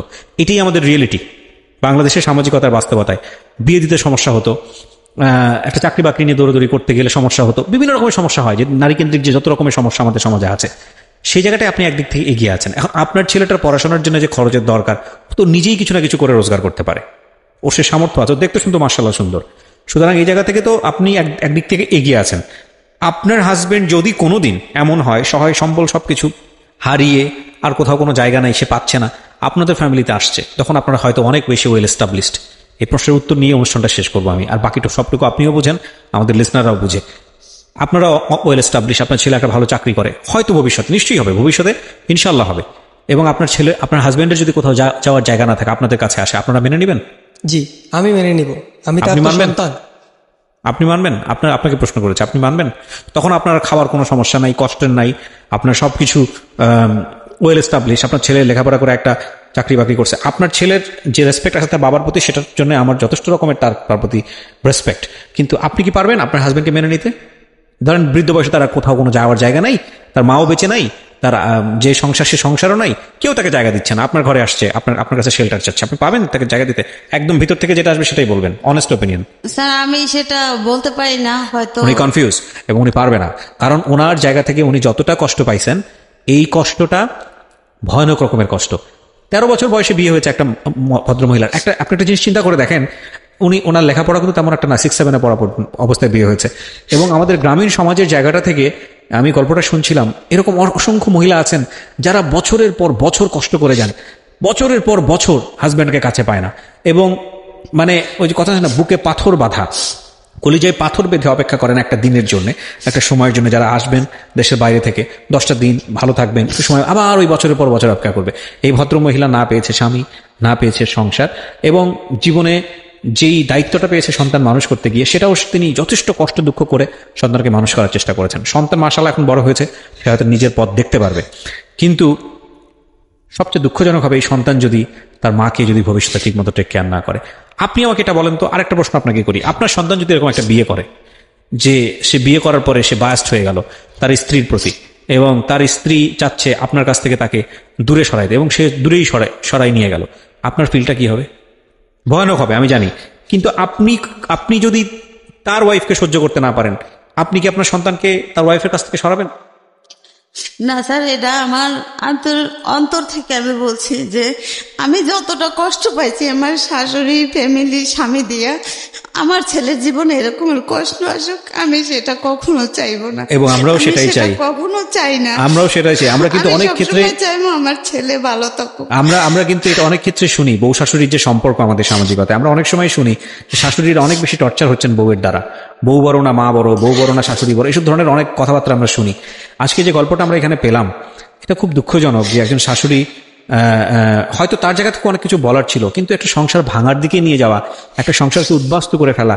এবং এই ভদ্রমহিলার কিন্তু বাবা বেঁচে নেই, এবং এনার কোনো আয় রোজগারের অবস্থা নাই, সে অবস্থায় তাকে বিপদে ফেলে দেয়। আপনি চিন্তা করে দেখুন, দেশের বাইরে থেকে এসছে তার হাজবেন্ড, এবং তার হাজবেন্ড সে হাজবেন্ডের পিছনে দৌড়ে বেড়াচ্ছে, কোথায় যাবে, 2টা দিন তার সঙ্গে থাকা, 1টা দিন, এবং এই অবস্থায় সে জীবনের সবচেয়ে ভয়াবহতম কষ্ট যেটা পেল সে হচ্ছে সেকেন্ড বিয়েটা। এবং তারপরেও সে এখন এসছে এখানে এই জীবন গল্পটা বলার জন্য, এবং সেখানে একটা জায়গায় সে তার হাজবেন্ডকে নিয়ে একটা কটু কথা বলে নাই, একটা জায়গায়। আমরা শিক্ষিত হই, মূর্খ হই, অশিক্ষিত হই, আমাদের অনেক কিছু শেখার আছে আজকের এই জীবন গল্পটা থেকে। আমি একটা ঢেউবিহীন গল্প আমি আপনাদের সামনে উপস্থাপন করেছি। আমি জানি যে সেখানে কোনো রোমাঞ্চ নেই, সেখানে কোনো মার কাট কথা নেই, সেখানে কোনো অ্যাকশন নেই, থ্রিলার নেই, কিন্তু এটা একটা জীবন গল্প। এবং এই জীবন গল্প, এরকম অসংখ্য অসংখ্য জীবন গল্প আমাদের গ্রামে গঞ্জে ছড়িয়ে আছে। অসংখ্য অসংখ্য নারীর ভয়াবহ রকমের ত্যাগ আছে একটা পরিবারের প্রতি, যেগুলো কোথাও আসে না। আমরা আমাদের এই অনুষ্ঠান থেকে রেসপেক্ট জানাই সেই সব নারীদের প্রতি, যারা নিজের জীবনটাকে তিলে তিলে শেষ করে ওই সব পরিবার, যে পরিবারে তাদের বিয়ে হয় কিংবা সন্তানদের জন্য ব্যয় করে যান, তাদের কথা কোথাও আসে না। আপনারা সবাই অনেক ভালো থাকুন।